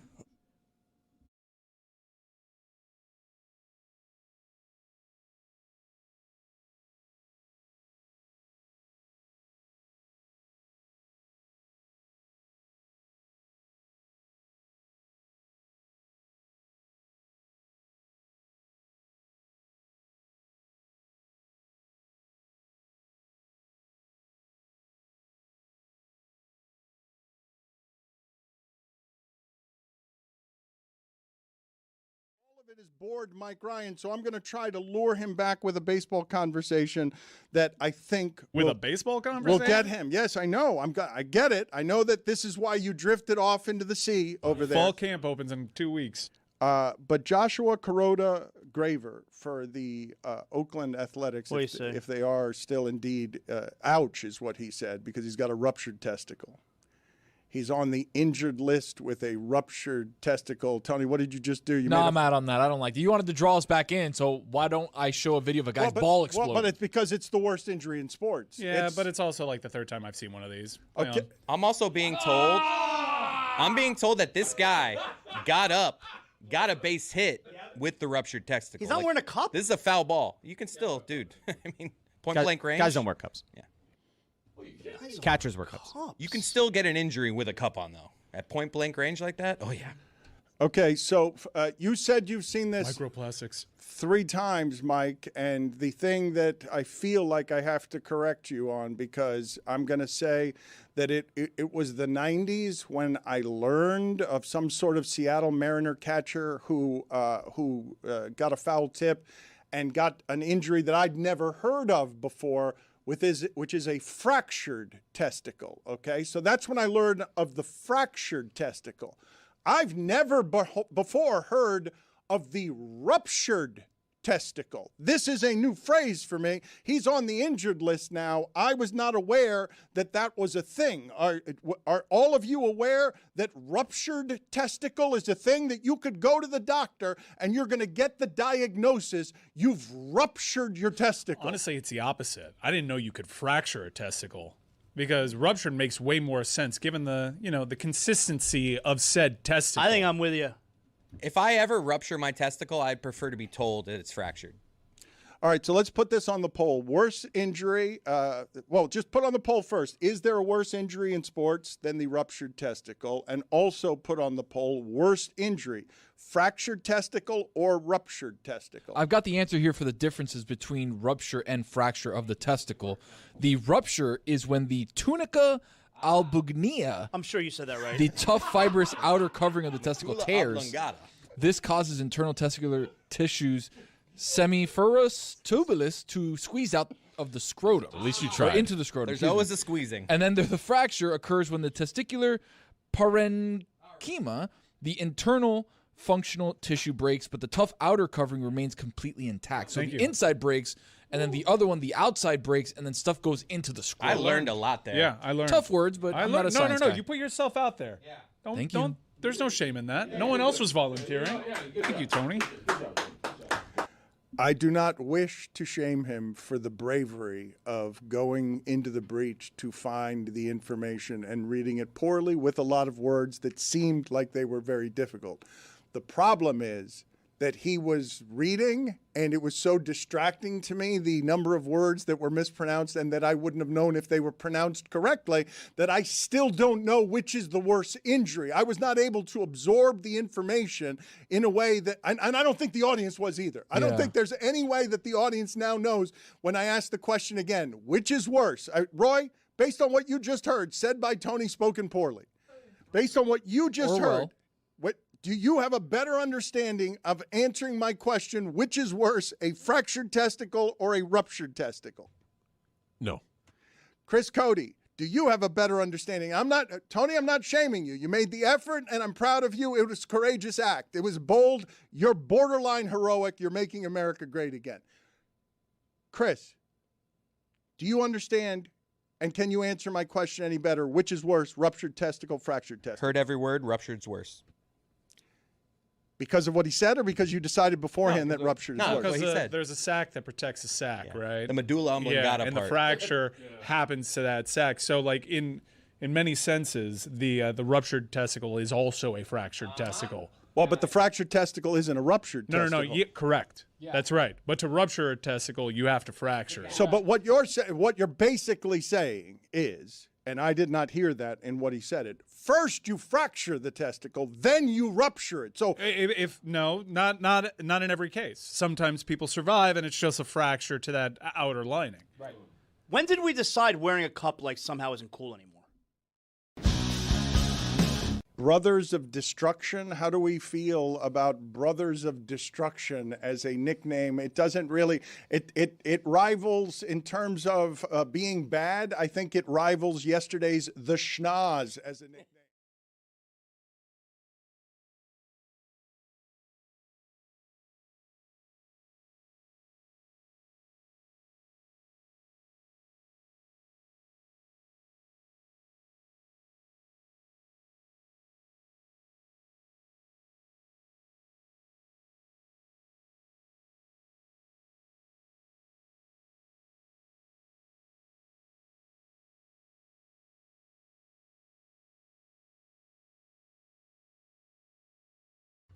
The biggest laughs, the worst mistakes, and the moments we'll never live down. The 2026 Suey Awards are here. Fan voting begins next Monday, August 31st at lebatardaf.com. Let's get to a stat of the day. Start of the day, start of the day. This is start of the day. Start of the day, start of the day. This is start of the day. Start of the day, start of the day. This is start of the day. Start of the day, start of the day. This is start of the day. According to Spotrac, the largest cap hit in NFL history was Tua Tagovailoa at $55.5 million last year in 2025. If the Browns were ever to cut Deshaun Watson this season, right now, it would cost them $86 million as a dead cap hit for 2027, close to almost double what Tua's cap hit was last year as the highest in NFL history. This tweet here a few minutes ago from Kyle Brandt has spent the last 5 years either bad, pouting, injured, or suspended.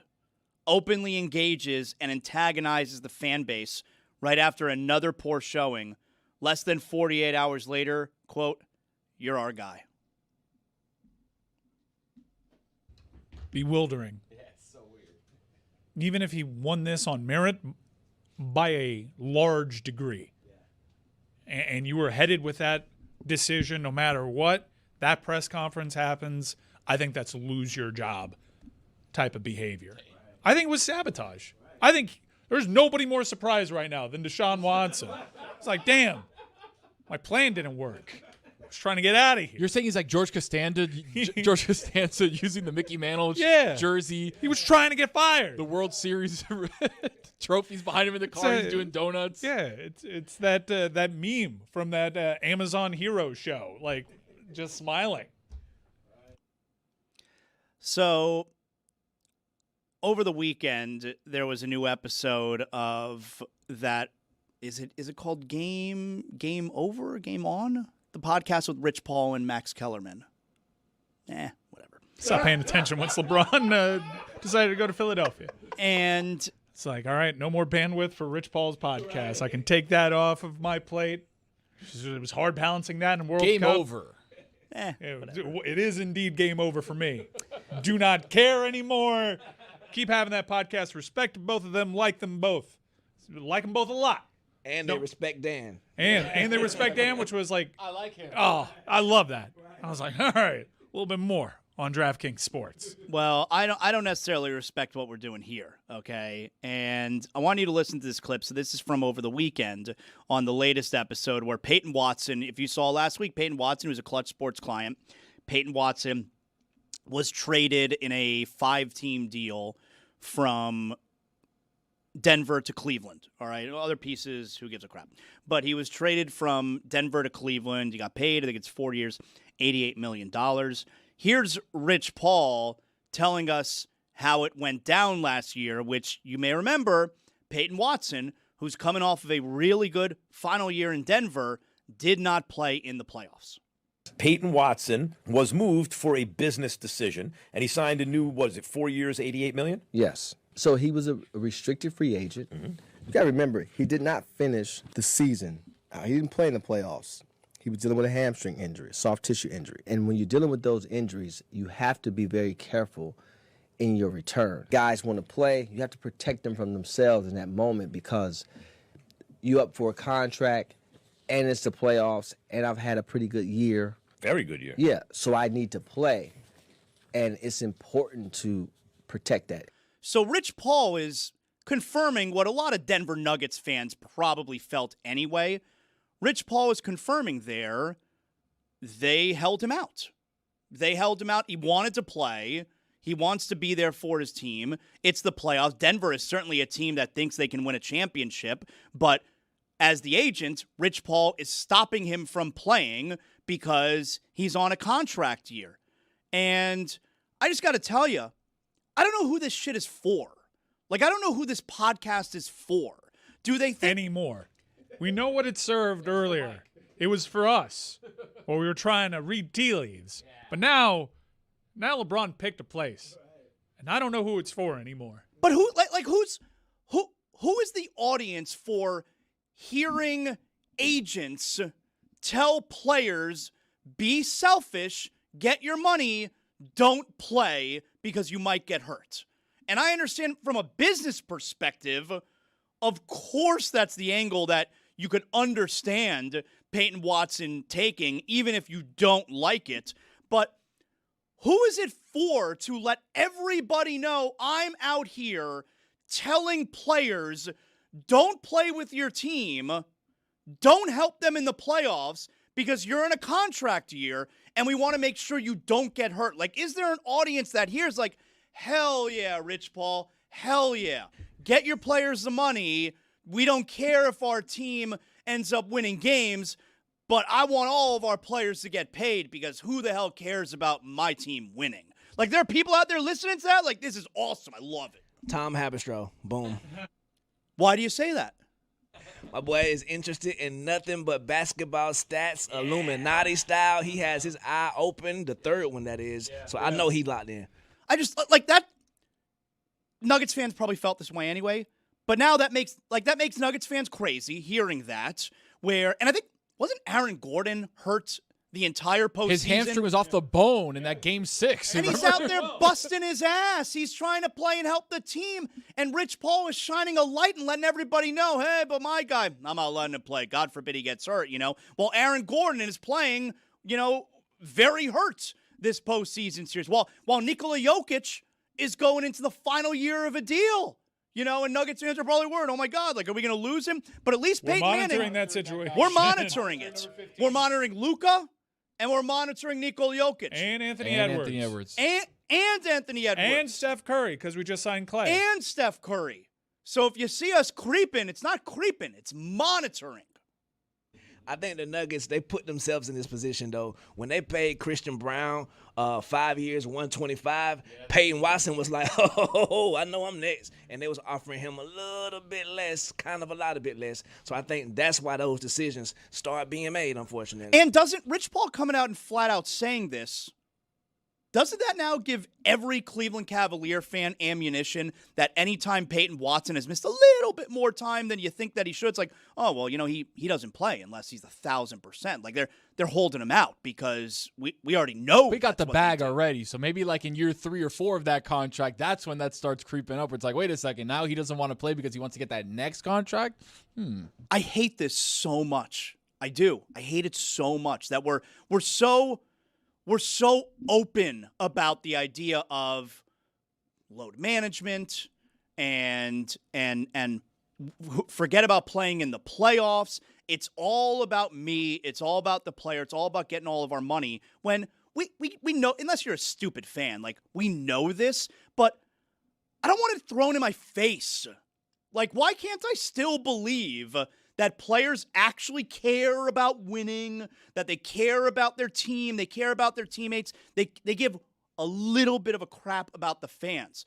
But now we're so okay with throwing it in the paying customer's face, where it's like, nope, I'm not allowing my guy to play because he might get hurt, and it doesn't matter if it ends our team's season. That's the part I think that I have the problem with, is that we're so open about spitting in the customer's face. That's the part that bothers me the most. Yeah, that bothers me about the All-Star weekend as well, bro. It's like, come on, y'all. I know y'all getting all this money. I know y'all got stuff to do, but can y'all at least play a pretend? Smidgen, right? Smidgen of defense, at least. Come on, y'all. Pretend.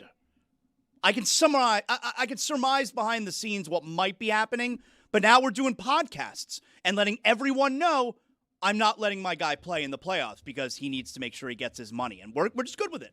So the podcast is for us. Not for me. What do you mean? You No, just did a segment on it, pal. Not for me, dog. What do you mean? You're the one that brought it up. That's a no for me, dog. Wow. It's a yes from you. You could have ignored it. I can't ignore it. Yes, you could. Everyone needs to know. I forgot the name already. I have a problem with it. It's Richard Max. So it was Homelander, the Amazon superhero show. I don't watch shows anymore. You couldn't remember the name? I know it's like a pop culture thing. I don't. The show's called The Boys. Yeah, oh, The is Boys. it? It's not called Homeland. Weird name for a He's saying super- Homelander is the guy. Yeah. Right, but he was trying to remember the name. He called it Heroes. Yeah, no, it's I about said the heroes. No, I didn't. I Fall said off the him. hero. No, I said the Heroes show Fall from off him, Amazon. he knew. Which, by the way, no one helped. All right? No one No picked one me knew up. what you were I was trying to talking think about. What are you talking about? about, yeah. What other show about heroes is on Amazon? I don't know. I mean, You say heroes, I mean, I don't think superheroes. I think of, like, I don't know, firefighters, policemen. You thought this I don't was know. like a 911 El Paso? I don't know. The teachers, thinking about Nurses. the real heroes, right, Tony? fathers that stepped up. Teachers. I was thinking about Claire Danes. That's Homeland. Oh, what a show! What a show. Homeland. You know about Brody? What a show! That first season of Brody? What Hateable a characters. Hated that main character. You hated Brody? No, what Claire Claire Danes? Danes, whatever her character's name. Ugly crier. She just was the whole outside. Maybe the first season she was fine. Outside the first season, the whole show was just I hate her. Zaz, when Brody is inside the bathroom in the Situation Room and he's got the bomb strapped to his chest. How about when he's in the bunker with all the guys and he's got the bomb That's what I'm strapped saying. about to do it? And he's in the bathroom and he's like, and I don't know do what you're it. talking about. I don't watch shows anymore. What a show! You don't watch shows anymore? No, I don't have time for shows. That's a weird take. I had sports movies. You see 1,000 movies. Okay, watch a show. It's the same thing. No, it's not the same thing. Movie's over in 2 hours. I watched The Invite, by the way. Mike Yeah? talked about it. Yeah? How did it go over? I watched it alone. Oh, okay. I was afraid. Yeah, you should have been. All right, so this is clearly a swinger situation. This movie, right? Until Seth Rogen's it up and messes up everything. Spoiler alert. That's a pretty big spoiler. Should I not watch this with my wife? No, like, you should. "Oh, you my should. back." Especially given your brand. Your back. Yo, I don't like what you're insinuating, dog. What am I insinuating? You know what you're that you have a insinuating. brand. I don't like it. I don't like it. You know your brand. You may not like your brand, but you know your brand. Plain T-shirts. Yes. That's right. Don't I look good in black today, right? That's a The no black for is me, better. dog. Mm-hmm. Yep.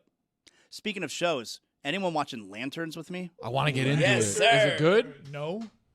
Yeah, Lanterns. stay out of this. Lanterns. I is am. good. No, you're not. I'm getting around to Supergirl, though. Lanterns is good, man. Lanterns, the second episode. If you're gonna premiered- spoil it, I'm gonna leave. Not gonna spoil. Okay. The second episode premiered on HBO Max last night. You should catch up. You should watch both episodes. Lanterns a good right, Juju? That's a good show. Good show. You know another good show? The Lioness. Oh, everybody knows that. Lioness. We're on is season great. 3 of Lioness, Season yeah? 3, episode 3. Wow. I like all.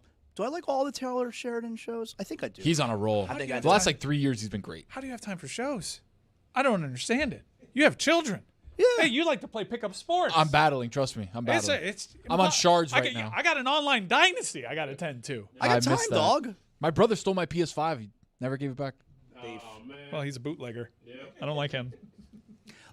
Lantern's a good show. Kyle Chandler, you know, Friday Night Lights. Coach Taylor, what a coach. Early Edition. He That's a good plays. show. What's that? Early Edition. What You is remember that CBS show? No. That's the first place I ever seen Kyle Chandler. He Is got that the news? Yeah, he got the Chicago Sun-Times a day Wow, early. and what a solved- pull. And solved the crimes and Yeah, whatnot. yeah. My grandfather was a big Nash Bridges guy. Oh, I like And- Nash Bridges too. Don Johnson? Yeah, Yeah. and they would occasionally show. I think my grandfather was like, "Look at this show," but it was a show with a heart. It was like borderline Christian, kind of like Savannah Bananas. Not overtly Christian, but Christian. Just enough. Like Savannah Bananas. So Kyle Chandler plays the OG Green Lantern, Hal Jordan, you know? And this show, it's canon with the new DC universe. So I dig it like that. Like I said, they're only 2 episodes in, but Hal Jordan, it takes place over 3 different timelines. Hal Jordan plays the OG.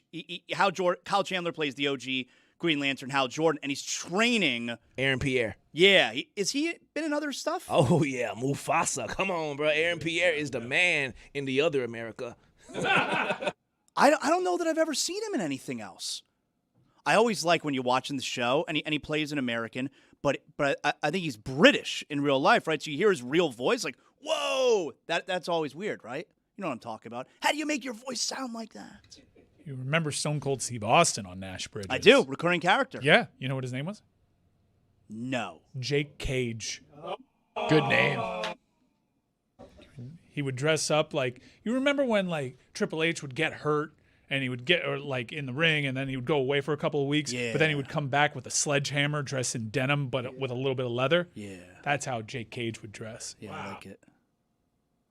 And so Hal Jordan is training another guy. His name is Jon Stewart. Not to be confused with Jon Stewart. Jon Stewart's in the show? Who starred in Big Daddy. But he's training this guy, Jon Stewart, to be a Green Lantern. And they're trying to solve, they're on Earth, of course, because Hal Jordan protects Earth. And they're on Earth trying to solve a case. It's been a big mass murder. What?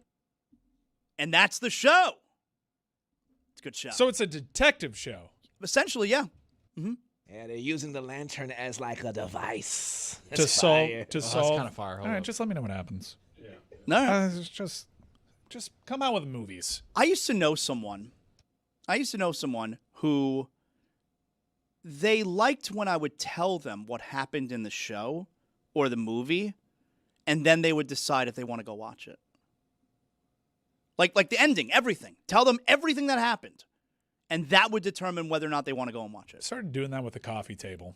I realize people don't appreciate that surprise. No, people don't appreciate it. But the way that it unfolds is still interesting. You need a heads up. That's a note for me, dog. It's a curious way to phrase that. Yeah, it's wild. Did you see, though, Mike Ryan, you see what's a big hit on streaming service right now?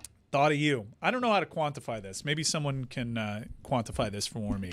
But the most streamed thing, most streamed piece of content that includes your beloved TV shows and movies. Is it Prime? The most in all of streaming is Masters of the Universe. But it's on Prime, right? It's on Prime.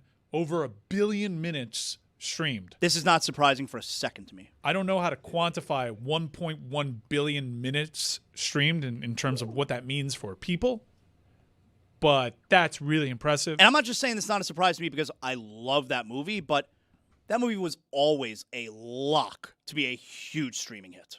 Okay, so I've calculated 1 billion minutes is 16.6 hours. No, I don't believe anything you're saying now. 694,000 days. It's 1,900 years. Saying numbers. It doesn't make sense. All right. So from the year 0 to the year 1900. I need it quantified in terms of people.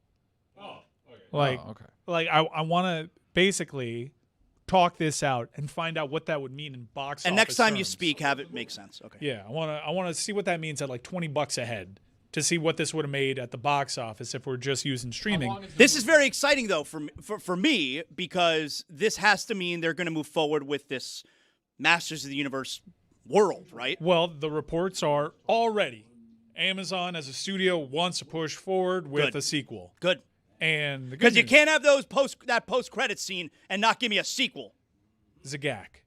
And the good news is the way that they did Skeletor, you don't have to bring Jared Leto back. Right. I feel like you don't want to go to the well too many times with Jared Leto. You got away with it in this movie because everybody knows he sucks. Yeah. You got away with he actually had a good performance and the movie was good. Do you want to test your luck? But then new data came out. And Todd Monken should have learned from Masters of the Universe because I'm pretty sure Shador is going to be Skeletor. Let's just say that.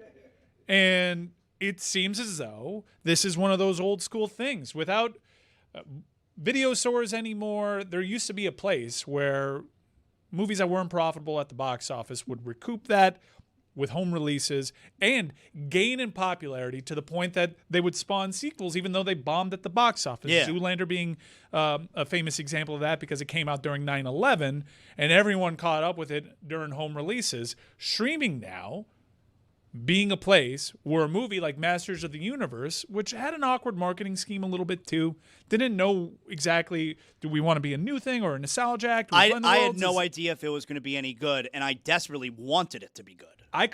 you are the person that made me want to see this because you are a Masters of the Universe psyop. You have to be. You have to be on the take.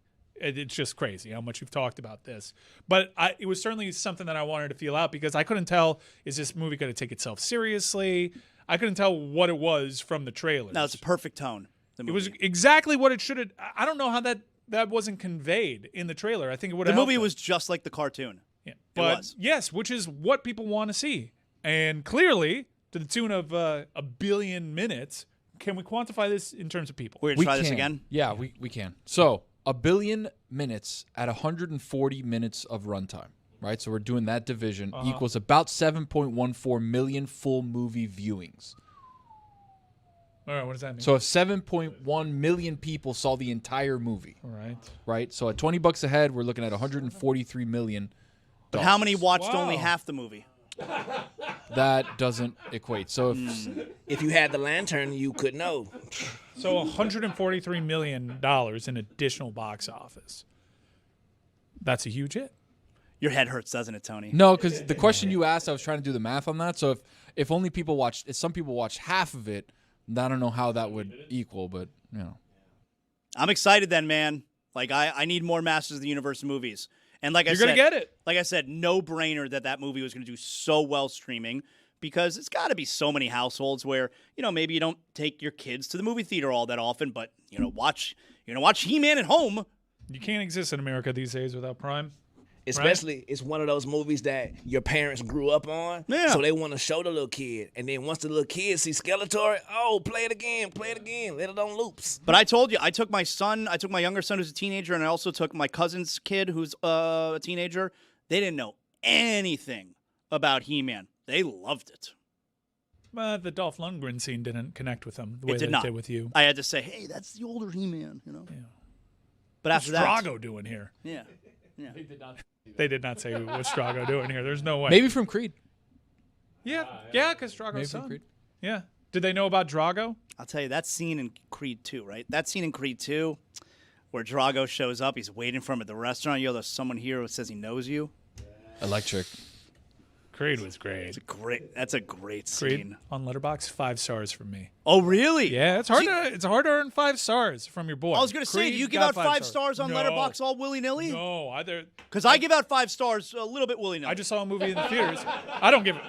No, I don't do willy-nilly. I just saw a movie that I really enjoyed at the movie theater, a sneak preview of Coyote versus Acme. Oh, yeah, here we go. How was Yeah. that? 3 stars, which is really good. 60%. Yeah, what, 5? I gave it 3 stars. I really enjoyed that film. You know the story about this. You can tell it was filmed a long time ago. the coyote is trying to kill the Roadrunner. Yes, right, I know but the story. I think there was so I saved for the credits, and apparently this whole thing was based on I think an article in the New Yorker where someone was doing the hypothetical of all the Looney Tunes filing a class action lawsuit against Acme because of how defective the products are. So it's actually a really funny idea. That's what this movie's about? Yeah, the Wile E. Coyote is finally done with how defective all these Acme products have been. You're being serious? That's yes, the plot of the movie? Yes, it's a brilliant plot. That's funny. So he gets Will Forte, who's this TV attorney that only settles, and he's gonna go with this attorney to take down Acme, which is the biggest company in the world.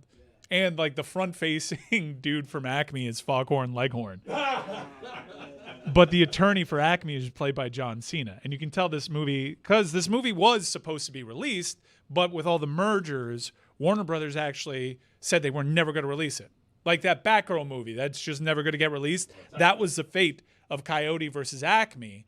But there was a huge groundswell from both the people that participated in this film that felt like, hey, this is a really funny movie. It should see the light of day.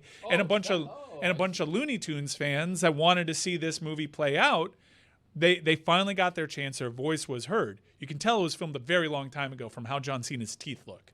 Yeah. And so it's a Who Framed Roger Rabbit kind of deal. Yes, but it's also part courtroom drama. So a little bit of Law and Order mixed in. Right. Although Mississippi burning. Although the intentions of Wile E. Coyote unfold, and that's also very funny. Wile E. Coyote is hilarious in this movie, which, as you know, it's hard for Wile E. Coyote to be hilarious because he doesn't speak, famously. But they use that into such a win. I love this movie. It was a great children's movie. My daughter loved it. She's starting to get into the Looney Tunes a little bit. She's seen like 3 movies recently: The Mummy, George of the Jungle, and Looney Tunes Back in Action, and she thinks Brendan Fraser is the biggest star on the planet. She's like, this guy's in everything. So we saw Coyote versus Acme, which was like a special sneak preview engagement. I think it's coming out this week. Highly recommend. It's a great waste of time. Look, I'm not telling you to be that guy that sits by himself in a children's movie, but if you like Looney Tunes and if you're of a certain age, you'll enjoy this because it's rated PG, but it's for the grown-ups too. I was laughing. I enjoyed it. Got a kick out of it. Speaking of kick, how about that? You're getting better. How about that? I'm 1 for 2 today. Speaking of kick, Harrison Butker. Everyone loves Harrison Butker.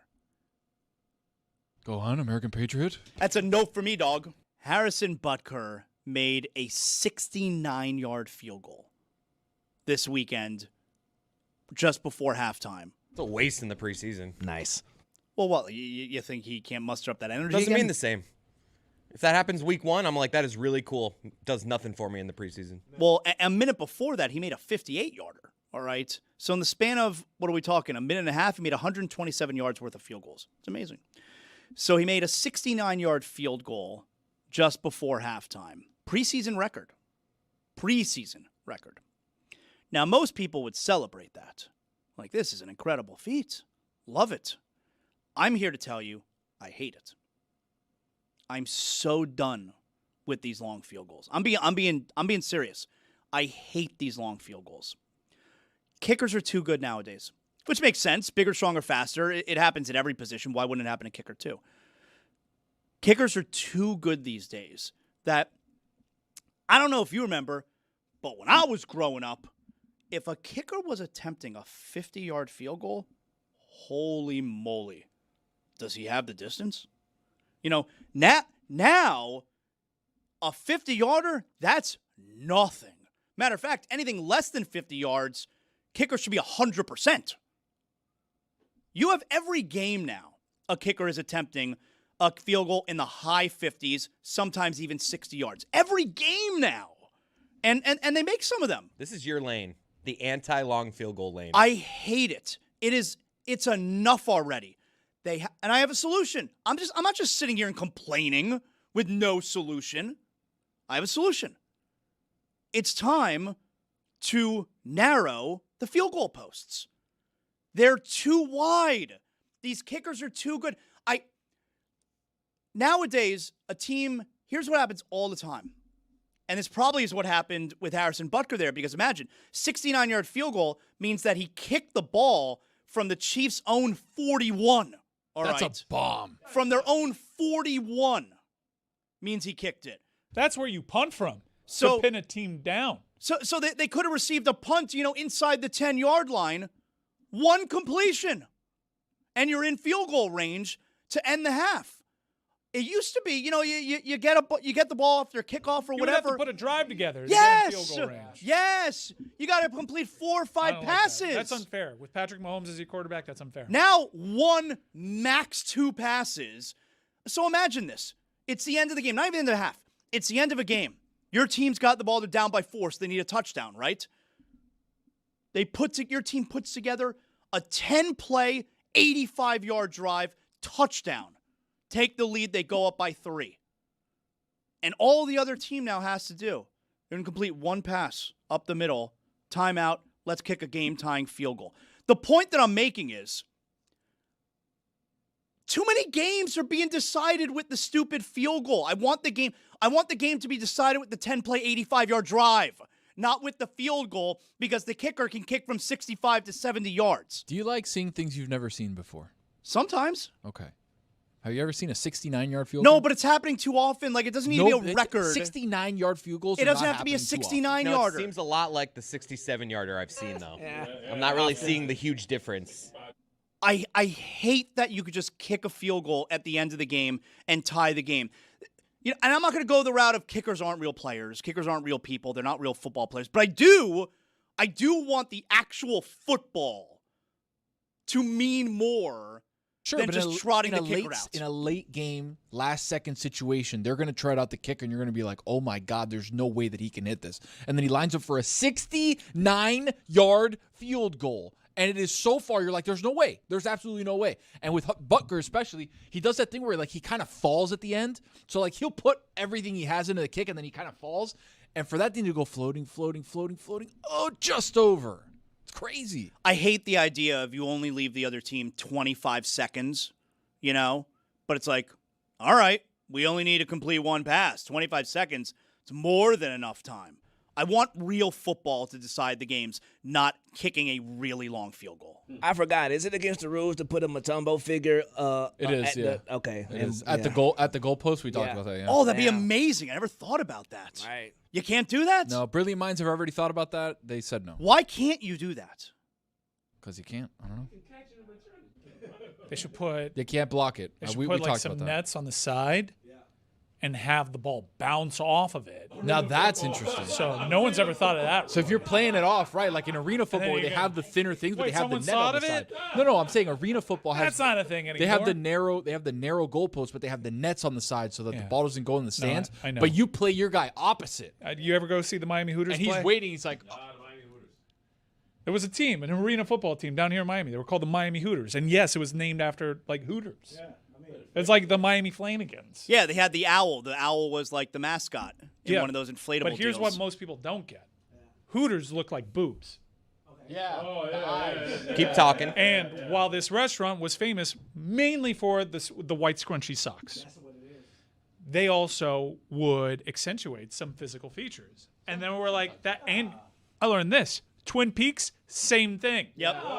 But like a lumberjack theme. Yeah. They celebrate lumberjacks in there, bro. Yeah. I think you got it wrong. Oh. There's one with a kilt that I think works the other way. Tilted kilt. Yeah? I've heard. Is it with dudes? You've heard? I'm not saying that the field goal posts have to be as narrow as arena football. But how are girls tilting a kilt? Just wearing kilts, man. But then they're skirts, yeah? But the kilt gets tilted with... All right. We'll Is talk. kilt only for men? That's my question. We're going to offline on this one. All I'm saying is, in every other sport, when an aspect of the game becomes too easy, you make adjustments. And making field goals is too easy. Bring the field goal posts closer. Be so much in college, and I'm not saying you need to have the hash marks that are, far apart, but in college, kicking field goals that's a ride. That's a wild ride. Look, Chris has a rare Tuesday Chris idea. What do you think about cheerleading style? You flick someone up into the air to defend the field goal. Yeah, I'm okay with this. I didn't even know that you can't do that. I'm cool with anything like sure that. You can't do One that. flyer, 2 base babes. Yeah. That makes you less like you can only have 11 people on the field. So that you're makes you saying less like the likely to block. cheerleaders do it, so the cheerleaders are kind of part of the game? I like this. I like this. Okay, what about the Brad Williams character that's getting hurled for the goal I didn't line? want to be the one to say it, Can we Juju, hurl my but I'm boy? with you. I didn't want to be the one to, because coming from me, it's like, Now- I didn't want to be the one to say it. I'm Now, glad you did. when hurled up into the air, Brad's not going to have as much reach. Look, know. it could be Brad, but it could be a 6'5" guy. You choose who you want to hurl in the air. You keep Brad for the 4th and inches when you got to just toss him over the line. And you of come up with scrimmage. different kind of strategies. This team here, they like to block the kicks this way. Can you imagine how wild that would look? Just like 2 offensive linemen lining up behind the quarterback who just puts it in one's belly. They give it to Brad. They both get low. Explode. Brad flies through the air. I've got it where the play starts and like some guy emerges and Brad is standing on his shoulders. So he like starts the play like 6 feet elevated. But the defense is like the offense is going to be 1 year ahead of the defense. But I can't wait for the adjustment from the defenses where they're like, all right, we're also going to throw somebody at Brad. And they get there. And what size is their guy? Mid-air collision. What size is their guy? They're throwing Same it Same size. Becomes like a penalty kick situation. Am I going left? Am I going right? Which way? Wow. It's like that viral league where that's just a concussion league where 2 people just run at one another. That seems dangerous. Let's throw them at one another instead. Yeah, there won't be as much torque if you're throwing. You're not going to give them a whole like head of steam. You know what I'm saying? I get choked up just thinking about it too. Yo, just play on, dog. This is the thing with you. Whatever. Are you aware? Are you aware that you are broadcast talent whose voice chokes up on him occasionally? How have you ascended so far? Yeah. How? With this being like that's honestly detrimental. Pretty privileged. Oh. Yeah. You know, Yeah. when you have Eyes this up face, there. Eyes up there. So, When you have this face, you can get away with a lot. Ugh. I'm telling you, man. I'm tired of these long field goals. I love kicking in college. You have no idea if the kicker's going to make it. well, why don't you just That's do exciting. it? Why don't you just put the hash marks wider? No, see, I would be Because into that. that's I know that the kickers aren't as good because you're getting the best of the best in the NFL. No, but still, the hashes being wide is a major difference maker. Yes, it makes the kicks longer. Yeah, but the reason that I don't want that in the NFL is because the play can also start like a regular first, second, third down starts on that hash, and then it's like you have a third of the field over here and 2/3 are on this side, and that's kind of bullshit. What do you mean? Nah. That's wait, not an that's NFL kind of thing. bullshit. Yeah. You mean to tell me you're sitting through the college football playoff and a play goes out wide and you're like, that's bullshit. Yeah, but that's What? college. That's college, though. What? Yeah, but that's not an NFL thing. They gotta go short side of the field. Yeah, having the hash on the short side, like that's that it feels too gimmicky. Gotta tell you, there hasn't been one time during the field of play where I'm like, wow, that hash mark really reared its ugly head. Yeah, because it's a college thing. You're used to it.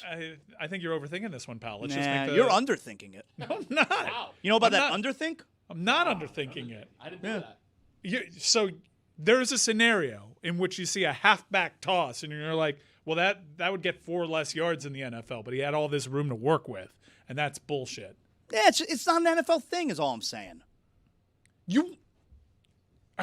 We just talked about throwing little people at one another in the air. I know. Well, that's and you bought into that. Yeah, well, but wide hash marks is where you draw the line, literally. I'm okay with trying new things.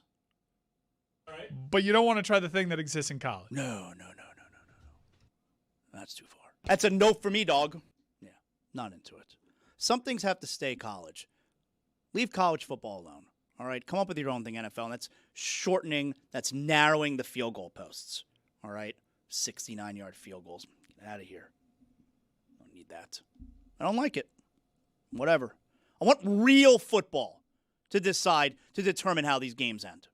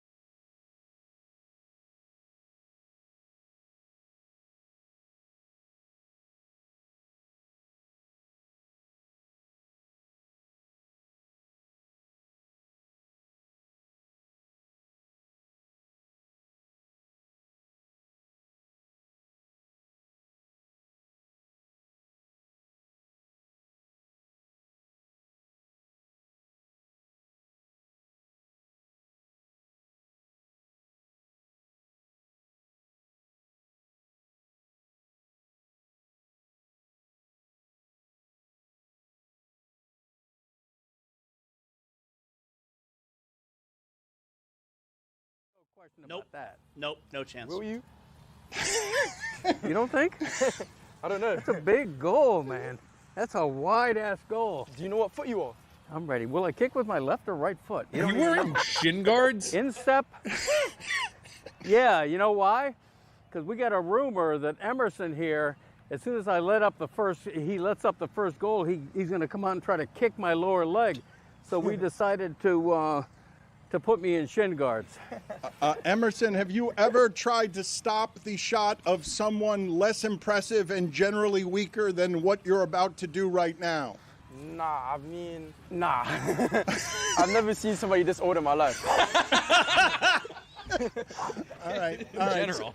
He's winded. Yeah, Greg's winded from talking. He's really winded. No trickery. His hands are on his hips and he's genuinely winded. All right, let's watch this, Greg and Jeremy. You just tell us what's going on. Old man in the blue, winding back. It's not golf. I told him to He do told it me this to do way. this in I a golf told voice. him to do it that way. I don't know why. He's looking at the camera, Because he's not a play-by-play bent to guy. a knee, looking like he's going to kick a field goal. And the kick, right at the goalie, and it's blocked with two hands. So far, hey, but it was on target. That's a shot on target, and it had some pace. He didn't catch it. It was like One directly shot on at the target. goalie's face. All right, he stayed central. He's lined the three balls Forced back to up, save. putting his hand behind him like a relief pitcher, and Ooh, there's he a had a save. dive. He did have to Okay. dive. 0 for 2. A Okay. dive to his left, right on your screen. Greg's doing better than I thought. There are Yes, two he soccer is. balls. He's got some lining pace another behind one him. up in the middle. And he backs up. Let's see if he puts his hand. Yep, just like a relief pitcher once again, Craig Kimbrell. He kicks straight at the Stop goalie. kicking it right at him. There's That nothing one. on these kicks. Could have There's been caught that nothing one. on it. He caught that The one. Take a goalie chance. jumping Aim up and one down. way. More safe than I thought. Three balls lined up, and here's the kick. Oh, there's nothing on it. Put some oomph in And he's going to that get tired now. No chance. Now Greg Cody seems exhausted. We've got a second screen action here. Here he goes, and the kick, and Oh, he kicks it right at the He goalie. kicks it. It's like he's playing catch. We should Or talk to him five. here. We're halfway through. All right, Greg, How hold many have I on. taken? 5? 5. 0 for 5. Now, are you trying to set him up for something here? Maybe go at him like 5 times in a row? A readjustment of found the me out. shorts. Double thumbs up, a smile on the face. States across his chest, a kick straight ahead. Hey, they're all on target. He hasn't taught it. I think he's just trying to accumulate shots on goal. He has not missed the net. The goalie has suggested he kicked to the right, and he kicked it straight once again. I mean, he moved a little to the right. Ever so slightly. How many I got To the left? right of 3 the more. 3 more. Good job, Rose. Try to go upper And 90 that's on this laughter. one. Trying to hit like, see where the post is. Goalie giving some Trying to go like closer to suggestions. that. A deep breath, a back up from Greg. Here he goes. Ooh, Front. got close. Best Whoa. shot. Good save. Best shot right there. Best It shot. was a great diving save to the right. At this by point, Emerson. we The all Pink have to be Panthers, rooting they for say. him, no? Come on. Well, I'm Two gonna, more shots on I'm goal. gonna add an. He is winded. Hold on, Greg. Hold on. Hands on knees. Here's a kick. Oh! First Wide wide. That's on you, though, Dan. Yeah, You Dan, can't tell you him to hold on distracted in the him. back of his You're talking in his backswing. All right, I'll give him another one. He's still on number 8 because I distracted him there. But the reason I was telling him to hold on is because I think, and Chris, you tell me because I don't know what human resources would say about this cruelty. I think we stay here until he makes one. I'm worried about his. He'll die. No, he's worried looking about rough. his wind. He's looking He's rough. pretty No, winded. but I want to see if he's like 0 for 99. Like I want to see them get slower and slower over time, and I want to Are we see. ready? Yes, go ahead. Here's kick number 9. And Oh, he didn't even use his it hand. was blocked by the feet of the goalie, who showing jumped off. in the air. Wouldn't you? He jumped in the air and just blocked it And with that his feet. is why they call him the Pink Panther. But since you mentioned Cubans, that's a nice sound of you drinking the white Yeah. Zinfandel while nude. Delectable. You were spending dry. time with your dad last night, and I sort of want to explain to the group here. I mean, do you know Do you know Tony's father? Because Tony's father came up with all of us and is sort of the original Cuban sports radio gas bag in this market, English market media. His father's an entertaining personality.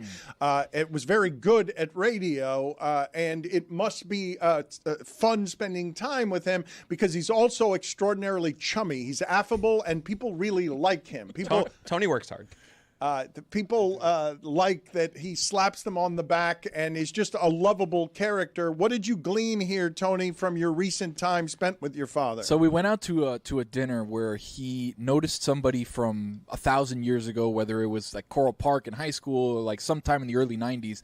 And he's like, I don't really remember this guy's name, but I have to go say hi to him because he definitely sees me and knows who I am. So I don't remember his name, but I got to go say hi to him. And then he said something that made me laugh because, much like Chris and Greg Cody, my dad has these go-to phrases when he knows somebody by face but not by name. He'll call them a certain nickname, and he has about 5 or 7 of them that I put together on a top 5 list of things that my dad, who when he doesn't know somebody, what he calls them.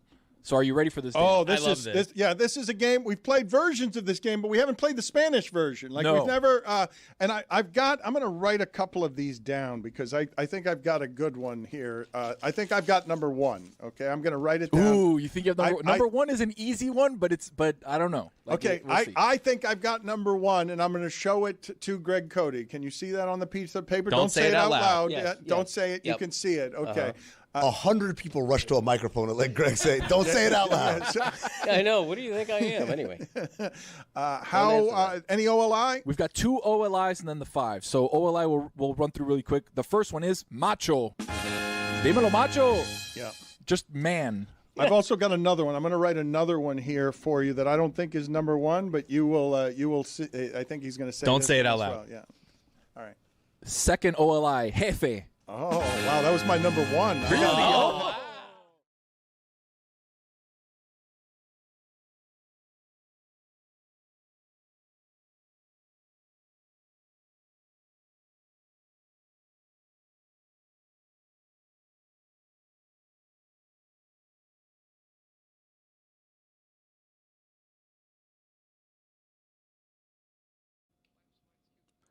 Chris, when you think of Tony, do you think of someone who's like a thrill seeker? I would fall right in the middle there. I'm not going to give you an answer. He's not a thrill seeker, but he's not the guy I wouldn't think is a thrill seeker. He'd be like, of all the people in my life, right in the middle of my thrill-seeking friends. Zaz doesn't know, does he? You don't remember that one time where nestled his head up against someone? Got the violent, like they pulled. Hey, relax. It was self-induced. No pulling. Basically, we had the opportunity to skydive once, and we went about 7 people down the list of, I'm not doing that. Wait, hold on. How did you get the opportunity? What is this? The Red Bull team, the Red Bull skydiving team, they were in town. They were like, hey, do you guys want to go skydiving? A lot of wimps here said, no, I don't want to go. Only 2 brave enough to do it, me and Chris Whittingham. So me and Whitty drove to the end of the You went skydiving? Earth. Yeah, buddy. We have the video of it. We'll find it somewhere. So we drove down to Homestead. We drove to 305th Homestead is Street. so far from No. Not only did we drive to Homestead, we drove further than that, and we almost were in the Everglades of where we were. So this is me. Now, this is the best part, is how he nestles his head. The guy was like a spider monkey on my back, but he was like 5 feet tall. He basically rests. See, right here, he goes, all right, let me rest my neck. That's what they tell you to do. Now, why? Is that so you don't get whiplash? Exactly right. So when the guy tells me he's basically the guy said, if you get scared, do this. That's not true whatsoever. Scared from a guy that didn't want to skydive. I would never do that. Scared from the Weenie Hut Jr. in the corner. Okay, that's right. So the guy told me, listen, when we get out to the plane, what you're going to do is you're going to have your feet over the airplane. Were you first or Whittingham? I don't remember. I think Woody may have gone first. I'm not 100% sure. Okay. So he's like, all right, your feet are going to lean over the ledge, and what you're going to have to do is, because your natural inclination is going to look down. But if you look down, the wind's going to kick your neck up, and it's going to hurt your neck. Yeah. So what you want to do is, I'm going to have my shoulders right behind you. Again, the guy was like 4'11". He was like a backpack on my back. He's like, you see this? This is so he's like, this is put your pillow. Put your head where my shoulders are. So that way, when you fall forward, you don't have to worry about the wind snapping your neck. And I was like, okay, excellent. Snapping your neck. Yeah, because you got your neck snapped. So I had to rest. It was a very brave thing. I had to rest my Just neck an on his unfortunate shoulder. image. Unfortunate image. Some say rest, some say nestle. Whichever, my neck is still attached to my body, and then I jumped, Zaz, 20,000 feet up or whatever it was. We were cruising, and it was insane. So I've become. Was it scary? Nah. What do you mean, nah? No, it wasn't scary. You weren't scared wondering, am I going to be the one where the parachute doesn't open? No, I didn't think of that one time. The Red Bull guys are absolute No. supreme pros. Did not think about the Their parachute strategy. at one time. They break you before you fall. Yeah. By pulling your hair back. And It wasn't a that's hair. when It wasn't you're, pulling the hair. It You're was too not pulling the confused hair. as to what just happened that, honestly, falling to your death might be like, oh, I guess this isn't so bad. So as you can see in the pictures behind me. Because I already just underwent that unfortunate image that Was I gave unfortunate. the internet. Was unfortunate. Those parcels of land are like 5 acres apiece. So as you're looking at them, you're like, oh my God, I am crazy high up here. And then we jumped. So I've been trying to like do little things like that to feel something again. And like feel Wait, the can thrill. you, outside of like you nestling your neck on him, Yeah. everyone says there's nothing like it on the planet to go skydiving. Like Yeah, the it's- adrenaline rush. You're chasing that dragon still. I'm chasing Yeah. the dragon. It was awesome. It was incredible. Like Yeah. you don't feel like you're falling. You feel like you're floating because the wind. You're falling at such a rapid pace that the wind is actually holding you up. Did you try to do this at any point? Like the mo money, mo problems, like Nah, flossing the- thing? No, I didn't. What? The Like, 'cause Shador- you're the Shador time? It's just something that I would do naturally. No, I didn't because I was just more focused on like, because there's also instructions that they tell you to do. They're like, all right, you can't floss. You got to do no, you can't floss. At least the first one, maybe the second one you can floss. So you were focused. I was of course because I'm you were focused. scared. Because I'm being intentional. So he told you, all right, when we get out there, right, you got to put your legs between my legs like a scorpion. Crazy. Wow. Because he's gonna have his legs spread open, and then I got to put my legs. Are you guys in a relationship now? I don't even know his name. Just tell us where you finished. So we finished on the ground. So we're Together. scorpion style like that, right? And then he's like, you got to put your arms out at an angle like this because no. you can't do this because then it messes with the trajectory. And he's like, because take your right hand and reach behind. No. It's like you remember when classic guys. You remember probably- when should Henry probably Cavill cool it. jumps off the plane in Mission Impossible? Yeah, do I ever? And he's going right. All of a sudden, boom! The thing snaps off. He loses oxygen. Remember when Henry Cavill loaded his arms? Yeah. Yeah. He That was- loaded that him was up so right much after that. that the pocket disappeared. Yeah. And then Tom jumps So, off. yeah, he's like, I gotta save. He's got to Henry save Cavill. him, right? And Which, in retrospect, if you're familiar with the lore, events yeah. that unfold, he shouldn't have saved him. let him die. Yeah. we could have, but then the rest of the world would not get anything that happened. in Exactly. And Ethan would have had to pay for something. So either Yeah. on the front end or the back end. Yeah. So Ethan has to go get Henry Cavill. And he's doing like the things to like fly and get him faster. So he's like opens his arms, closes his arms. So he's like, if you do that, we'll take us on a different trajectory. So you can't have your arms like floating. So you got to have them like this. So many rules. It is. And it's split second that you're doing it. So you're thinking, all right, I need to do what he's telling me to do. And then he's just having fun and How long did it last? From jump to ground, maybe like 3 minutes. All right. It's longer than you think. You're not falling like, oh my God, 30 seconds, I'm on the floor. It's like you're like floating like a piece of paper would. So initially All the you're way all down. tense. Yeah. And then you're like, how soon do you settle into like, all right, let me. Once we jump out of the toughest thing is jumping out of the plane. Yeah. Like once you're You were like that. Yeah. You Once were like, I might die here. when you sit at the edge of that plane, you look over and your feet Oh, are I on the don't wanna- bottom of the plane, and you're like, all right, I can't go back now. Like, there's no going back. You're a This bigger guy's man done, than I am. This guy's done 10,000 jumps. This is my first one. He's like, yeah, we'll be good. Don't worry. Put your neck here. Ah! Once you jump out, you're good. All right. So you're a thrill seeker now. So I've been a thrill seeker ever since that point. And the latest thrill was this weekend. It was my sister-in-law's birthday. We have a boat down in the Keys, my in-laws do. And we got to a point where we were trying to chase some dolphins. On the Gulf side of the Keys, they have dolphins. And it was sunset and beautiful. We're trying to chase some dolphins around, see if we can see them breaching and kind of swimming around, which is usual for this time of year over on that side. Sun starts setting. I'm the one driving the boat. Nice. I'm not usually driving the boat, but this time I'm driving the boat. And sun starts setting. They're like, all right, yeah, we got to get back to the marina. It's going to take us about like an hour. And I'm like, okay. So I start doing the math in my head. I'm like, it's going to be pitch black in about 15 minutes. Yeah. So I start driving, and it's pitch black. Luckily, we have like a bar light on top. But Zaz, have you ever been in a boat at night? Yeah. Not like cruise. I'm talking about like a regular, like a fishing boat, like a regular boat that there's not massive lights on it. I think so. Yeah, you think so? Have you ever been able to not see your hand in front of your face? No. That's what we were driving in. I imagine boats have headlights. They do, but it's not like cars. And when it should be. It should be. But the thing is, like in a street when it's dark, the headlights work. The problem is that when it's pitch black outside, there's nothing reflecting back. So this is the kind of stuff you're trying to do now. This was exciting to you. It was exciting because I was like, what am I going to do? Tell my father-in-law, no, can you drive? Yes. No.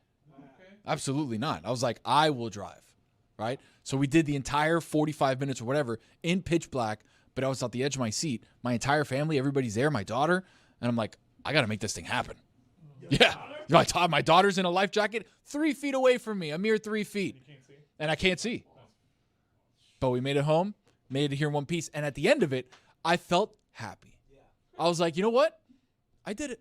So I'm trying to put myself in positions. What's next? I don't know. That's what I'm trying to find out. I'm trying to put myself in positions that seem scary, but then I overcome them. And then I'm like, wasn't that bad. So we got skydiving. We got driving the boat at night. Listeners, send my boy 10-Day Tony Send me stuff, yeah. more ideas for thrill-seeking events right now. There was one thing that I don't know if Cynthia's there, but I don't know if she can hear me or if I don't know if I'm supposed to say this. Somebody, a specific, company was looking to possibly do something with swimming with sharks. And I was going to jump in with that. Oh, my God. And swim with sharks. Can I say that, Cynthia? I don't know. I've done that. Give me a thumbs up. I've done that open Yeah, she water. said okay. She said it was okay. I've done that in the open water. And were you in But the not cage? like snorkeling. Not like snorkeling. No. I right? was open water diving. Oh, my God. Yeah, open water diving. And also Get out of here. did so at Epcot. But then I started bleeding. Yeah. From what? So, my fin broke loose while I was underwater. And I was at Epcot. And I try to get the snap back in so I can continue swimming, but I cut open my hand. But those sand tigers were so docile. Oh. But they have a little air pocket there where people usually go up for a photo opportunity and they film it. And mine was just sucking my hand Jesus Christ. I was pretty scared. I don't do things that involve danger. Why? Why not? Because it's dangerous. Yeah. I don't do things that involve danger. But then you beat it, and then you're like, oh, it wasn't that bad. No, but I'm doing just fine without doing any of that. No, I don't do danger. What do you do, Tony, to danger? You beat it. Okay. You beat it. People are suggesting rock climbing, cave diving. Rock climbing with no harness.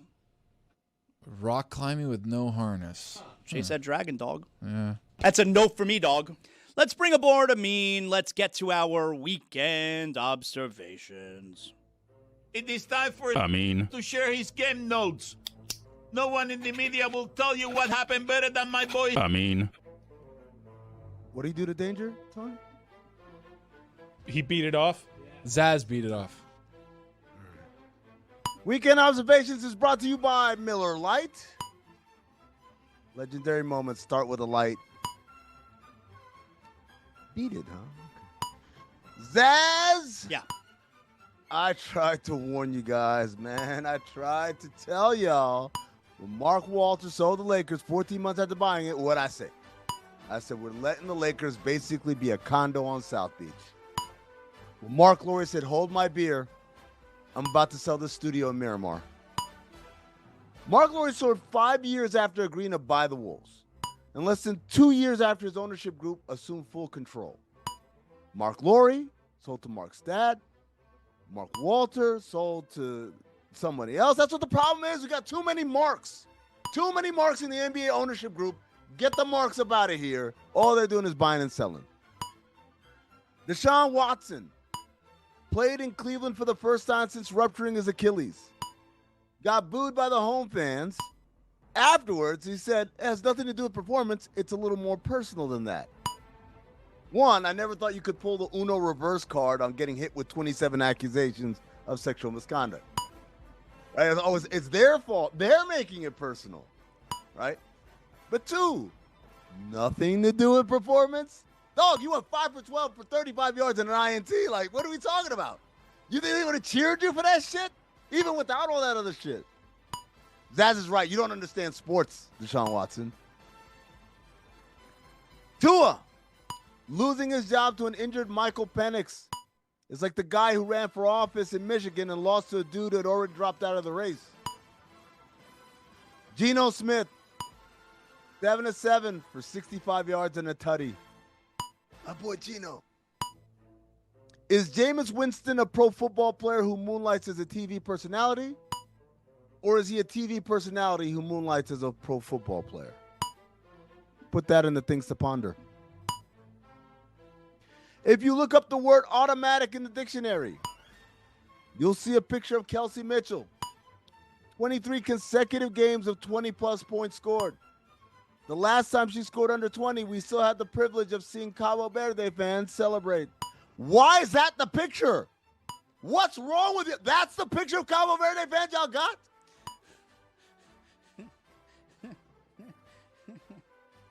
Is that even from soccer? It's a basketball game. Good Lord. You had one job. Pep Guardiola basically told his team they played so bad, he divorced his wife. Your move, Joe Mazzulla. You don't want that shit this bad. Pat Riley follows up his successful whale hunt of Giannis with a successful remora hunt of Klay Thompson. The Godfather is back. Dad, you know about the remora? Yeah. Oh, yeah. What's a remora, Zaz? I know what it is, but tell Chris. Well, Chris, a remora is that little fish that swims around a whale, and it picks off the little meat and leftovers kind of stuff. It's almost like floss for whales. Delicious. I finally saw The Odyssey. Hell yeah. What a movie. Top 5 observations of finally watching The Odyssey. OLI. It's a loud-ass movie, dog. That shit is loud. Why was it the so volume loud? was way too. I don't know. It didn't need to be. OLI. That was Juno? I thought it was Evan Cohen the whole time. Put up a side by side. You'll see what I'm saying. Number 5. I said this to my kid midway through the movie. How do they know their way around town? You're in the Trojan horse. You sneak in. Everyone's asleep. You get out. You kill the first few guards. Like, all right, let's go open the gates. Which way are the gates? I've been in a horse for like a week, shitting and pissing on everybody.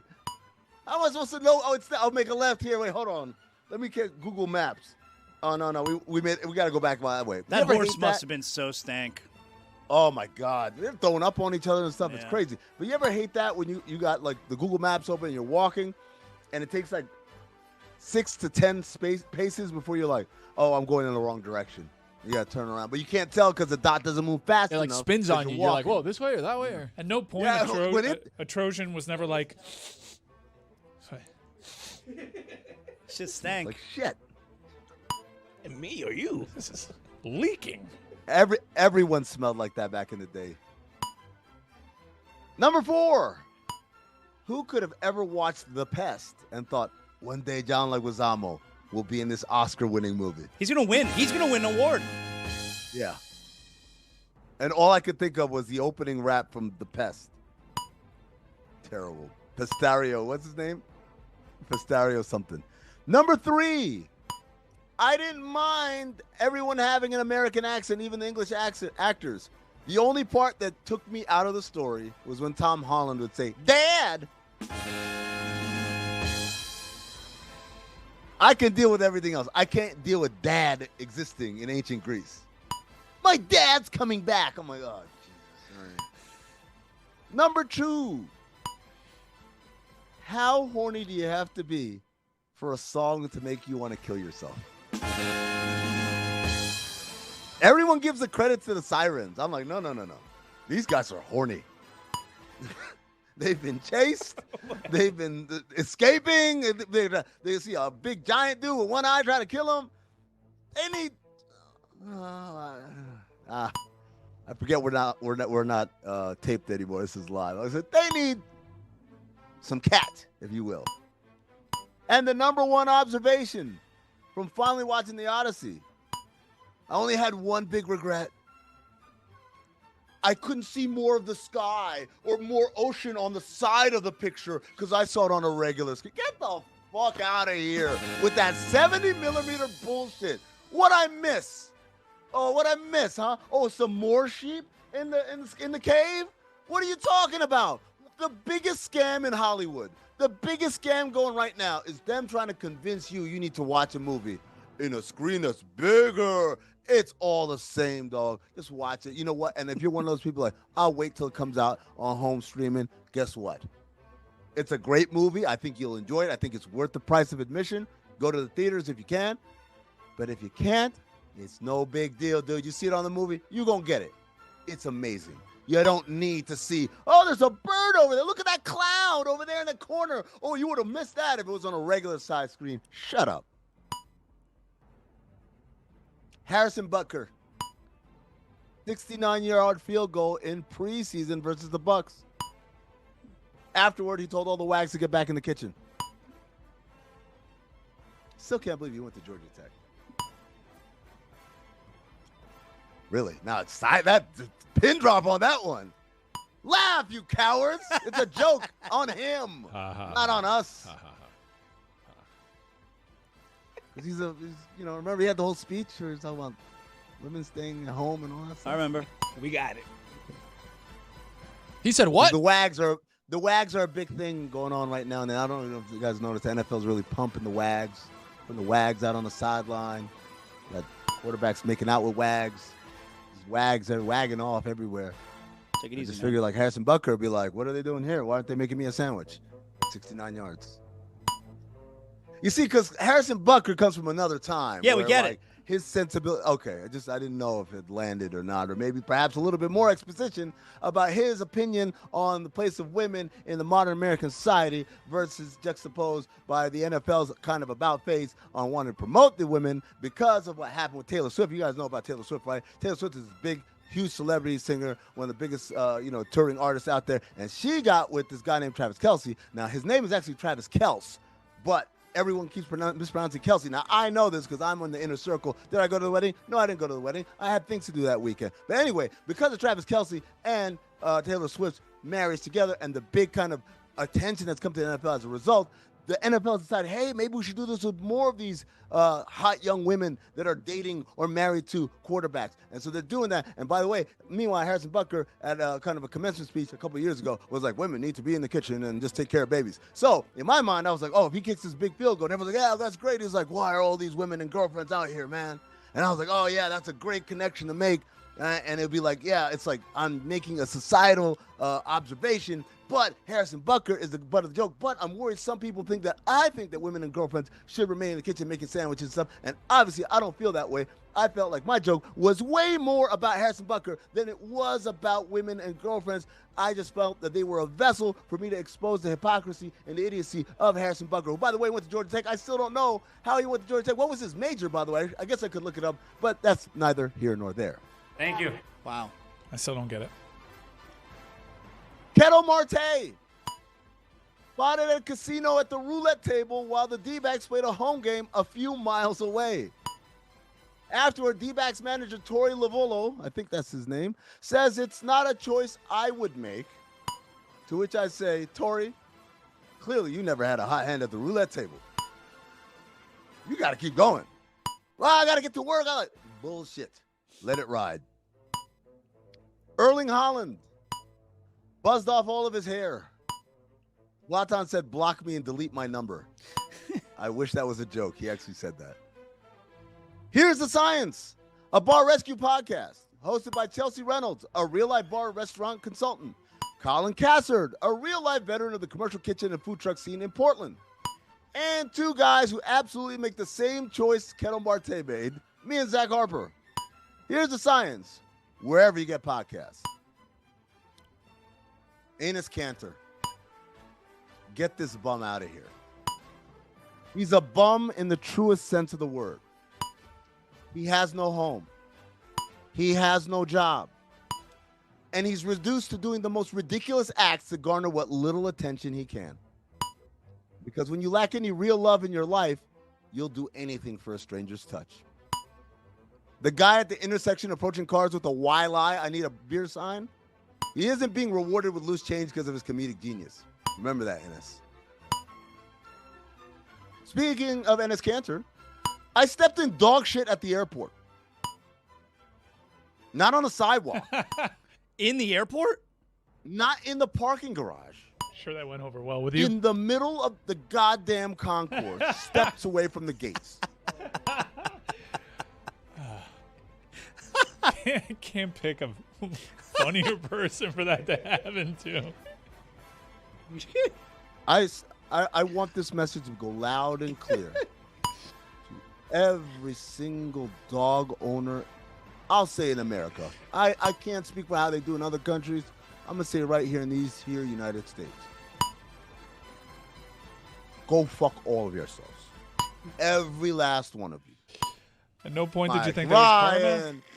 Michelle Beadle, Zach Harper, every Dan Le Batard, every single one of y'all, go fuck yourselves. Go to hell.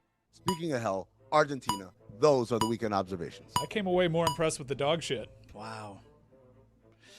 You know what? I was so mad because I was walking, I was ordering the Uber on my phone. I'm looking at my phone, and then I did that little slip. I'm like, oh, what? I just step in. And I turn around, and I see something brown. I'm like, someone probably dropped a brownie or chocolate cake or something like that. I'm sure it's fine. But, like, I kind of wipe it off somewhere on a carpet, and then I go. I get in the Uber. I don't put my foot on the Uber. Like, I have my heel up so that the missing part or whatever. And when I get home, I'm like, I'm taking my shoes off before I go inside. I go around the backyard to the patio. I lift it. Unmistakable odor of dog shit. And I was like, you motherfuckers. You filthy, disgusting. This is why, because none of you, I don't care. Well, I'm one of the good ones. No, you're not. None of y'all are good. None of y'all are good. Leave the goddamn dog at home. It's terrible. Put him in a kennel. Leave him with a friend's house. Do not bring him in public. Don't bring him around here. This is not a dog airport. They have dog bars, right? Go to the dog bar. But I want to go see my Nana in Seattle. Okay, well then guess what? Drive to Seattle. Or start your own airline, the Pup Airlines, where everyone just shits and pisses wherever the fuck they want. And I ain't got to deal with any of it. So mad. Gross. Klay Thompson signed with the Heat over the weekend. Does this change your opinion of what maybe you previously thought the Heat were going to be this year? Like, how much of a factor is this? No, it's a huge factor. You know, we guys talked about he had the worst year of his career, right? The worst 2 shooting years of his career. You know what he shot from 3 in the worst 2 shooting years of his career? 39 and 38%. And I know, like, 3-point shooting has gotten better over time, but when you look at people who shot 40% from 3 last year, who were qualified, basically played enough games and played enough minutes, not guys who shot like, 1 of 2 and that was it. There were only about 30 players in the NBA who shot 40% or higher from 3. So it's still a rarity to have a shooter of that caliber come in. And now those 2 worst shooting years, that happened with Kyrie hurt for most of it, with Luka hurt for some of it, and then traded midway through the team overhaul and all that stuff. Klay Thompson comes here. There's going to be a ton of attention on Bam, a ton of attention on Giannis. He's going to be wide open for so many catch and shoots. That already is going to pay for itself. But then when you start talking about Eric Spoelstra, putting his offensive mind and having Klay moving around off screens and all that stuff, it gets so much better. I think this is a great pickup for Miami. And I think, Mike, you were right. If it had worked out that LeBron signed first and then the Heat got Giannis and Klay Thompson and Tim Hardaway, everyone would be above themselves. They'd be like, oh, my God, it's the greatest offseason ever. So I understand the point that you made, 2 worse shooting seasons, and there were mitigating circumstances. But you could also say, given his age and injury history, this is a trend. What do you say to those that are worried about, like, he's kind of cooked, perhaps, and he's just going to keep this downward slide? Yeah, well, I mean, he's not Golden State Klay. That's clear. I mean, if we're saying cooked by comparison, absolutely. I think he'd be the first one to tell you that. But I think the flip side is, like, you don't need Golden State Klay. I mean, it would be nice to have Golden State Klay, but, like, what you need is some version of Klay. And some version of Klay, still, like I said, 39%. Oh, my God, he's so off. That's literally one of the best 3-point shooters in the league at 39%. His worst is so many shooters' best day in this league, number one. Number two, again, those mitigating circumstances of playing with not a good team versus where he is, playing for coaches that are not as creative versus who he's going to be playing for now. And then the third part is, man, this guy has such a strong reputation as a shooter. Reputation shooters, you could miss 10 in a row. As a defender, I'm still hugged up over there. I'm not going to leave him because I have YouTube and I have League Pass. I've seen what this man can do versus some guys who might be shooting better, like Duncan Robinson misses a couple. Guys are starting to sag because it's like the book is out and that Duncan Robinson can go through these peaks and valleys of confidence. Whereas Clay, you know that's not happening. That thing's going up and he's going to start making.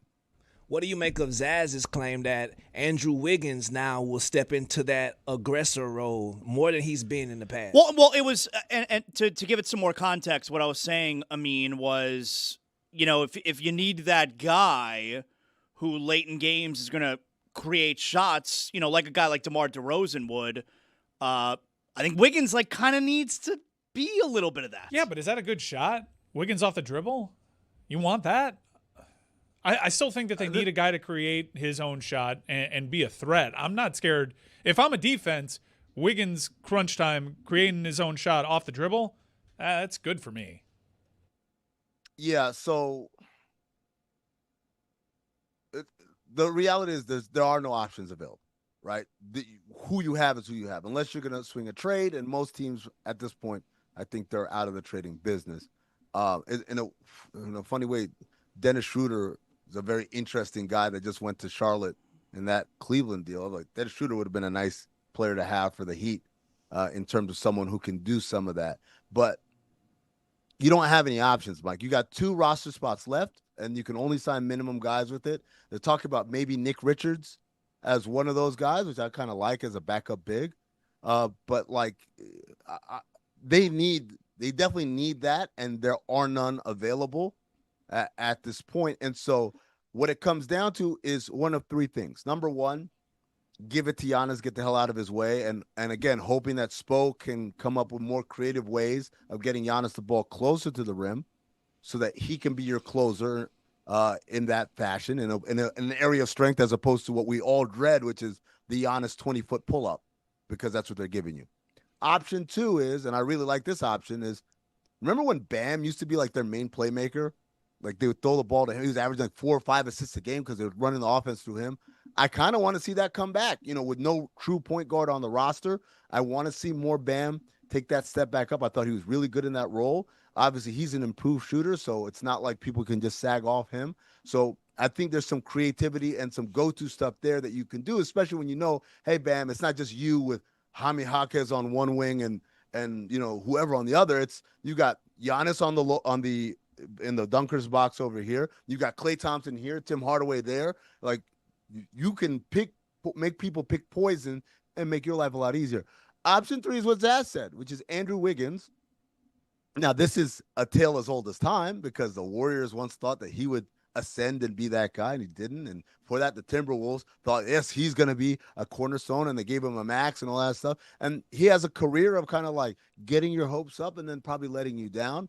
I think, honestly, the best thing for Andrew Wiggins is to be in a role where there's no expectation. That's just kind of been his career. When you don't expect much from him, he actually plays really well. When it's like, come on, man, we're counting on you, that's when he kind of comes up short. So I would say I would rank him in that order: Giannis, Bam, and then Andrew Wiggins.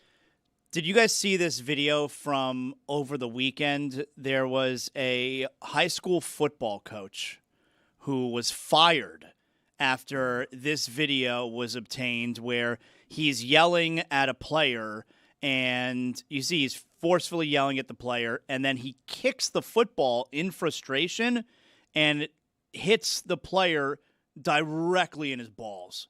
And dude is on the ground. Like, had to be helped off the field. He was hurt. He got hurt. Yeah. The coach kicked it straight in his balls. Coach was fired. Yeah, I think the coach got fired because of he didn't even go over and check on the player. Yeah, didn't care. He just walked off and stayed mad. Mm-hmm. Yeah.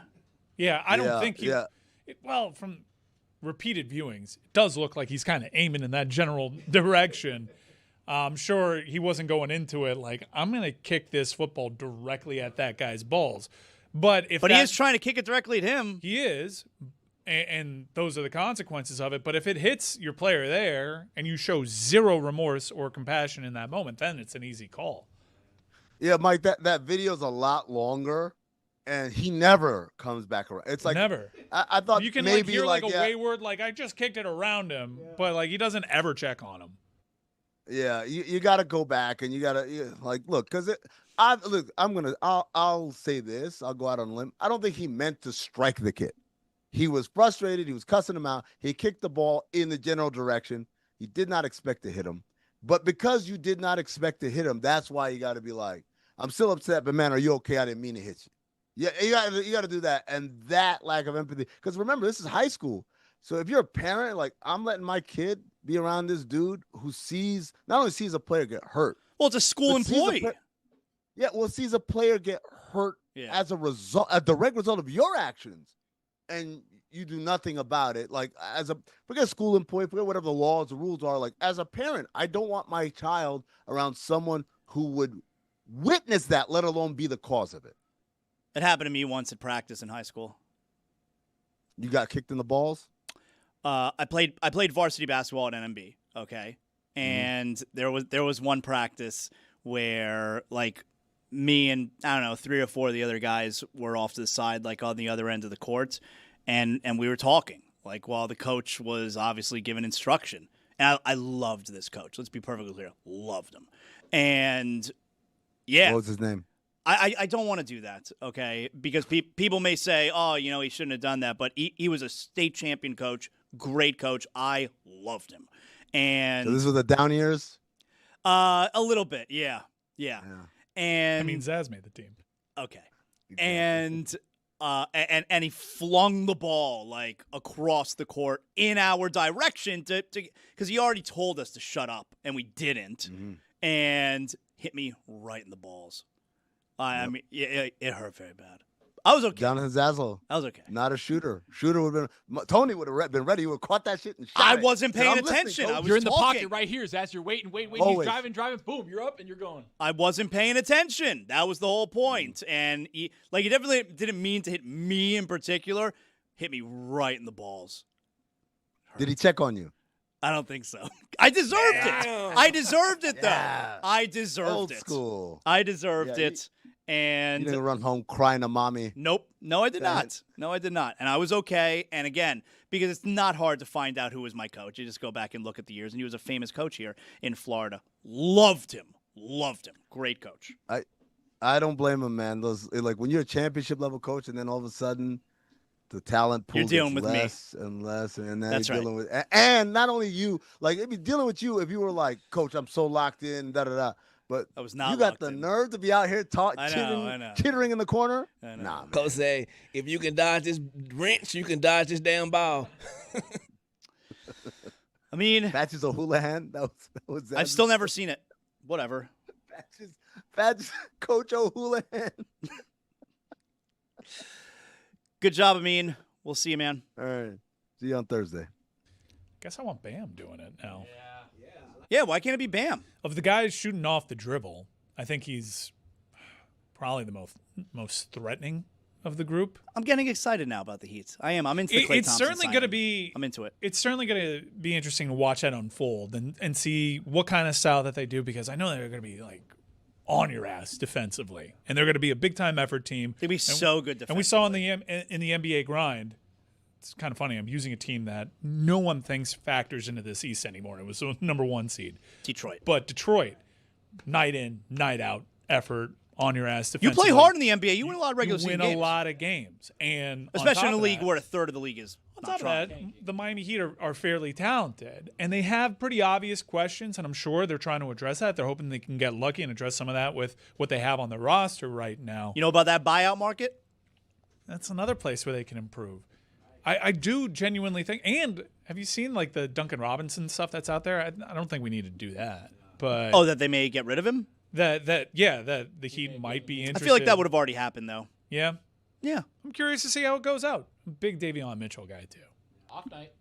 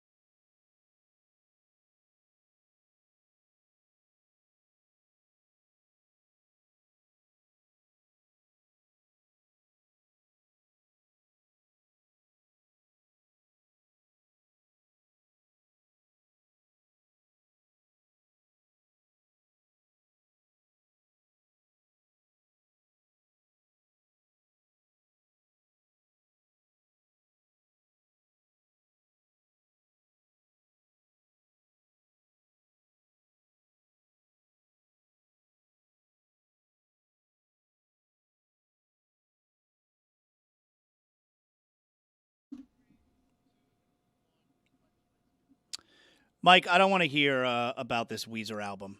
All right, I know like you're excited that Weezer came out with a new album. Weezer hasn't released a good album in 15 years. I'm familiar with the meme. You know that you're doing a meme right now. I don't know that I'm doing They a should meme. have just stopped after Pinkerton. And Classic album. Yeah, but so we do this with Weezer, and I'm a big Weezer guy. I love. I've seen Weezer many. I used to love Weezer, and I understand. Yes, they haven't come out with albums as good as the Blue Album and Pinkerton. I mean, that song that they did. What's the cover? Who is that? The song that also Pitbull did in Aquaman. What's that song? You know what I'm talking about. Don't look at me like that. Remember, Pitbull did that cover of that one song in the Aquaman movie. Africa? Yes. Yeah. Yes. Well, Weezer also I just did that. guessed. I just guessed because they're covered Toto? of Africa. Yes, Toto. Yeah, I have to hear this Pitbull version of Africa. Yeah, it was in the Aquaman movie. Oh, the Aquaman movie that nobody saw. Yeah, thanks. But Thanks for Weezer clearing covered that out. song, and that song sucks. Africa? Yeah. By Toto? Yeah. You think that song And sucks? so does the Pitbull one, and so does the Weezer one. Kratom. Have you ever heard the Rich Homie Quan one? That one is good. That's a good one? Yeah, that's very good. So, like, they have actually dropped some good albums. Are any albums as good as the Blue Album and Pinkerton? No. But I think it should also be said that those are two classic albums. Those are two all-timers. And it's hard to make albums that good. If Weezer... Top to bottom, that Blue Album. And Pinkerton, by the way. Those are great Yeah, but people hated Pinkerton when it came out. I know, but those people are stupid. Because Pinkerton is an incredible album. Maybe you're stupid for not liking the Red Album. Nah. Or Maladroit. No, I'm not. Or Everything Will Be All Right in the End, which was very well received. And Green Album was okay. Green Album was fine. We missed them after a while. They had Hash Pipe, Island in the Sun. Yeah. It's in the photograph. That's not a good song. Yeah, I mean, it was fine for the time that it was. Come on, man. Yeah. It was the 80s. But wasn't the 80s. We do this all the time with Weezer, which is like, man, I just wish that they would make the kind of music. But they do. They do the annoying Ratitude pop stuff, and everyone's like, man, they've released 1 million albums since they came back. It's too many. Keep in mind, there was a time where people were like, man, I wish Weezer would drop an album. And that feels like very long ago, because now you're getting albums that you didn't ask for. But they would do the thing where I wish they would go back to their 90s sound. They do that all the time. And it's always well received. And yet the people who have checked out since Pinkerton are like, oh, I wish they would do this. They have. The Red Pork and Beans was a banger. And no one, you didn't give the Red Album the time of day. There's no way a song called Pork and Beans is a good song. Yeah, I said it. It's a great song. It's one of their best songs. You know about them pork and beans? No. You don't know about them? I mean, I know about eating them. Don't show up in pork and beans. Do not do that. I love beans, man. Baked beans. They'll take your hat. In a Pork second. is great. So now they're doing this thing again where, here we go. This one's for all the people that said, you miss the Blue Album sound, you miss the Pinkerton sound. Here it is. And guess what you're going to do, Jonathan Zaslow? Not going to listen. And yet you're going to maintain the company line. This is a you problem, dude. The Gold Album just came out, and they do the thing. And it does sound like a facsimile of the Blue Album and Pinkerton. Is it as good? No. Again, Facsimile. those albums are all-time great. You're using words I don't even understand. Facsimile. But shout out to Weezer for still doing the thing. And also for people like you. They do tours that are just for those albums, where they just play the Blue Album and they just do Pinkerton. And why are we holding it against this band that still wants to put out art, challenge itself, play stuff for its diehard fans, and reach a whole? You know that they have this Brushing huge you off. TikTok hit with Best Coast from an album that came out 8 years ago? You wouldn't know that because you gave up on Weezer. You ever heard them cover that song by Toto? You're a fake Weezer fan. Sucks. You're not a Weezer guy. You're not a Weezer guy. Juju, you got a top 5 for us? Absolutely, I got one, bruh. But before I start this top 5 list, I'd like to apologize to our brother Jeremy Taché, wherever you are. We did not get to Kyle Schwarber's walk-off, nor did we get to Tristan Peters' walk-off, who used to be a Savannah Banana, by the way. My bad, Jeremy. We get you back tomorrow. But I made a top 5 worst hair in sports list after seeing my boy cut his hair yesterday. What's his name from soccer?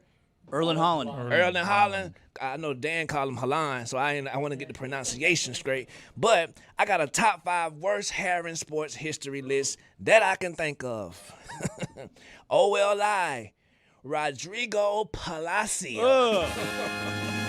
Terrible. Boy, if you don't cut that damn rat tail off your head. Padawan. Terrible. You had one? No, Padawan. It's what you call like someone that's being mentored in the Jedi. Ah, Night yes, ship. sir. My boy was Padawaning his ass off. Number Padawan. Number 2, another OLI. Oh, terrible. My Iconic. brother Ronaldo. Iconic. Very iconic. Does he go in the barber and say, make me look as stupid as possible? You make me look like the best striker you've ever seen. Right. And last OLI, which could have been the number 1, my brother Jeff reminded me of this. Carlos F. Boozer. Take a bow, Now, Jeff. is that a haircut? Looking like pine tar. Number 5, Oh, my brother and yours, Jeremy Lin. what is that? What are you doing? Hawk them boys out, man. Please, do not do this again, Jeremy. Is it a foul if you touch the top of his hair? Is that a foul? See what I'm saying? You're messing up the game. It's confusing. We don't even know the rules. Number 4, again, Jeremy Lin. Brother. Andre Iguodala. Is this okay? That's not okay. That's what I'm saying.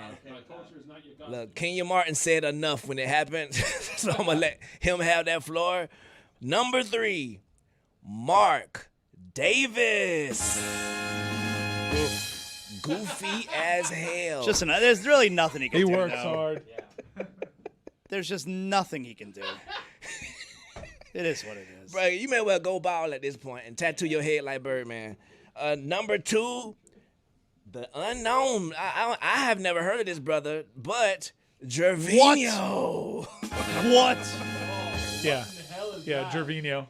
Brother. It was a sight. It was a sight to see. That's what my hair looks like wet. Whoa. This is why they invented pool hats. That's crazy.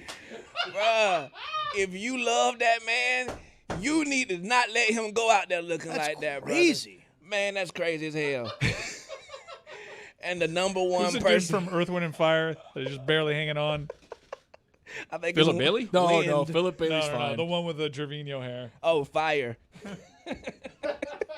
And the number 1 person with the worst hair in all of sports history. Pick one. My brother, Jimmy Butler. Oh. Bottom left, tough look. Looking back on it now, Yeah, it's so Verdine. stupid. Goth look, bottom right. So stupid. It really is. You ate that shit up. Talking all tough now. Shut up. Look how fun he is. Up. Shut up. That was your wallpaper for 3 years. Losers, all of you. I'm still a Jimmy guy. I know it didn't end right, but Jimmy was great. Stop it. Juju, let's update the polls that we have from today's show. Are the Cleveland Browns the worst franchise in all of sports?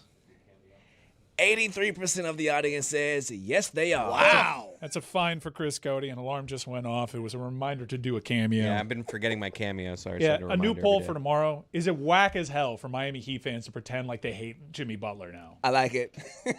Whack as hell. Biggest loser stuff ever.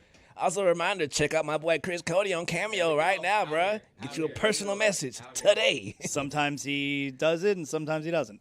I'm on it now. Alarm. And last poll, which was the worst move for Cleveland? Moving to Cleveland or signing Deshaun Watson? Moving to Baltimore. Oh, moving to Baltimore. Although some would argue moving to Cleveland was a bad idea. 72% of the audience says signing Deshaun Watson, and Wow. those are your polls. Ugh. Thank you. Good night, everybody.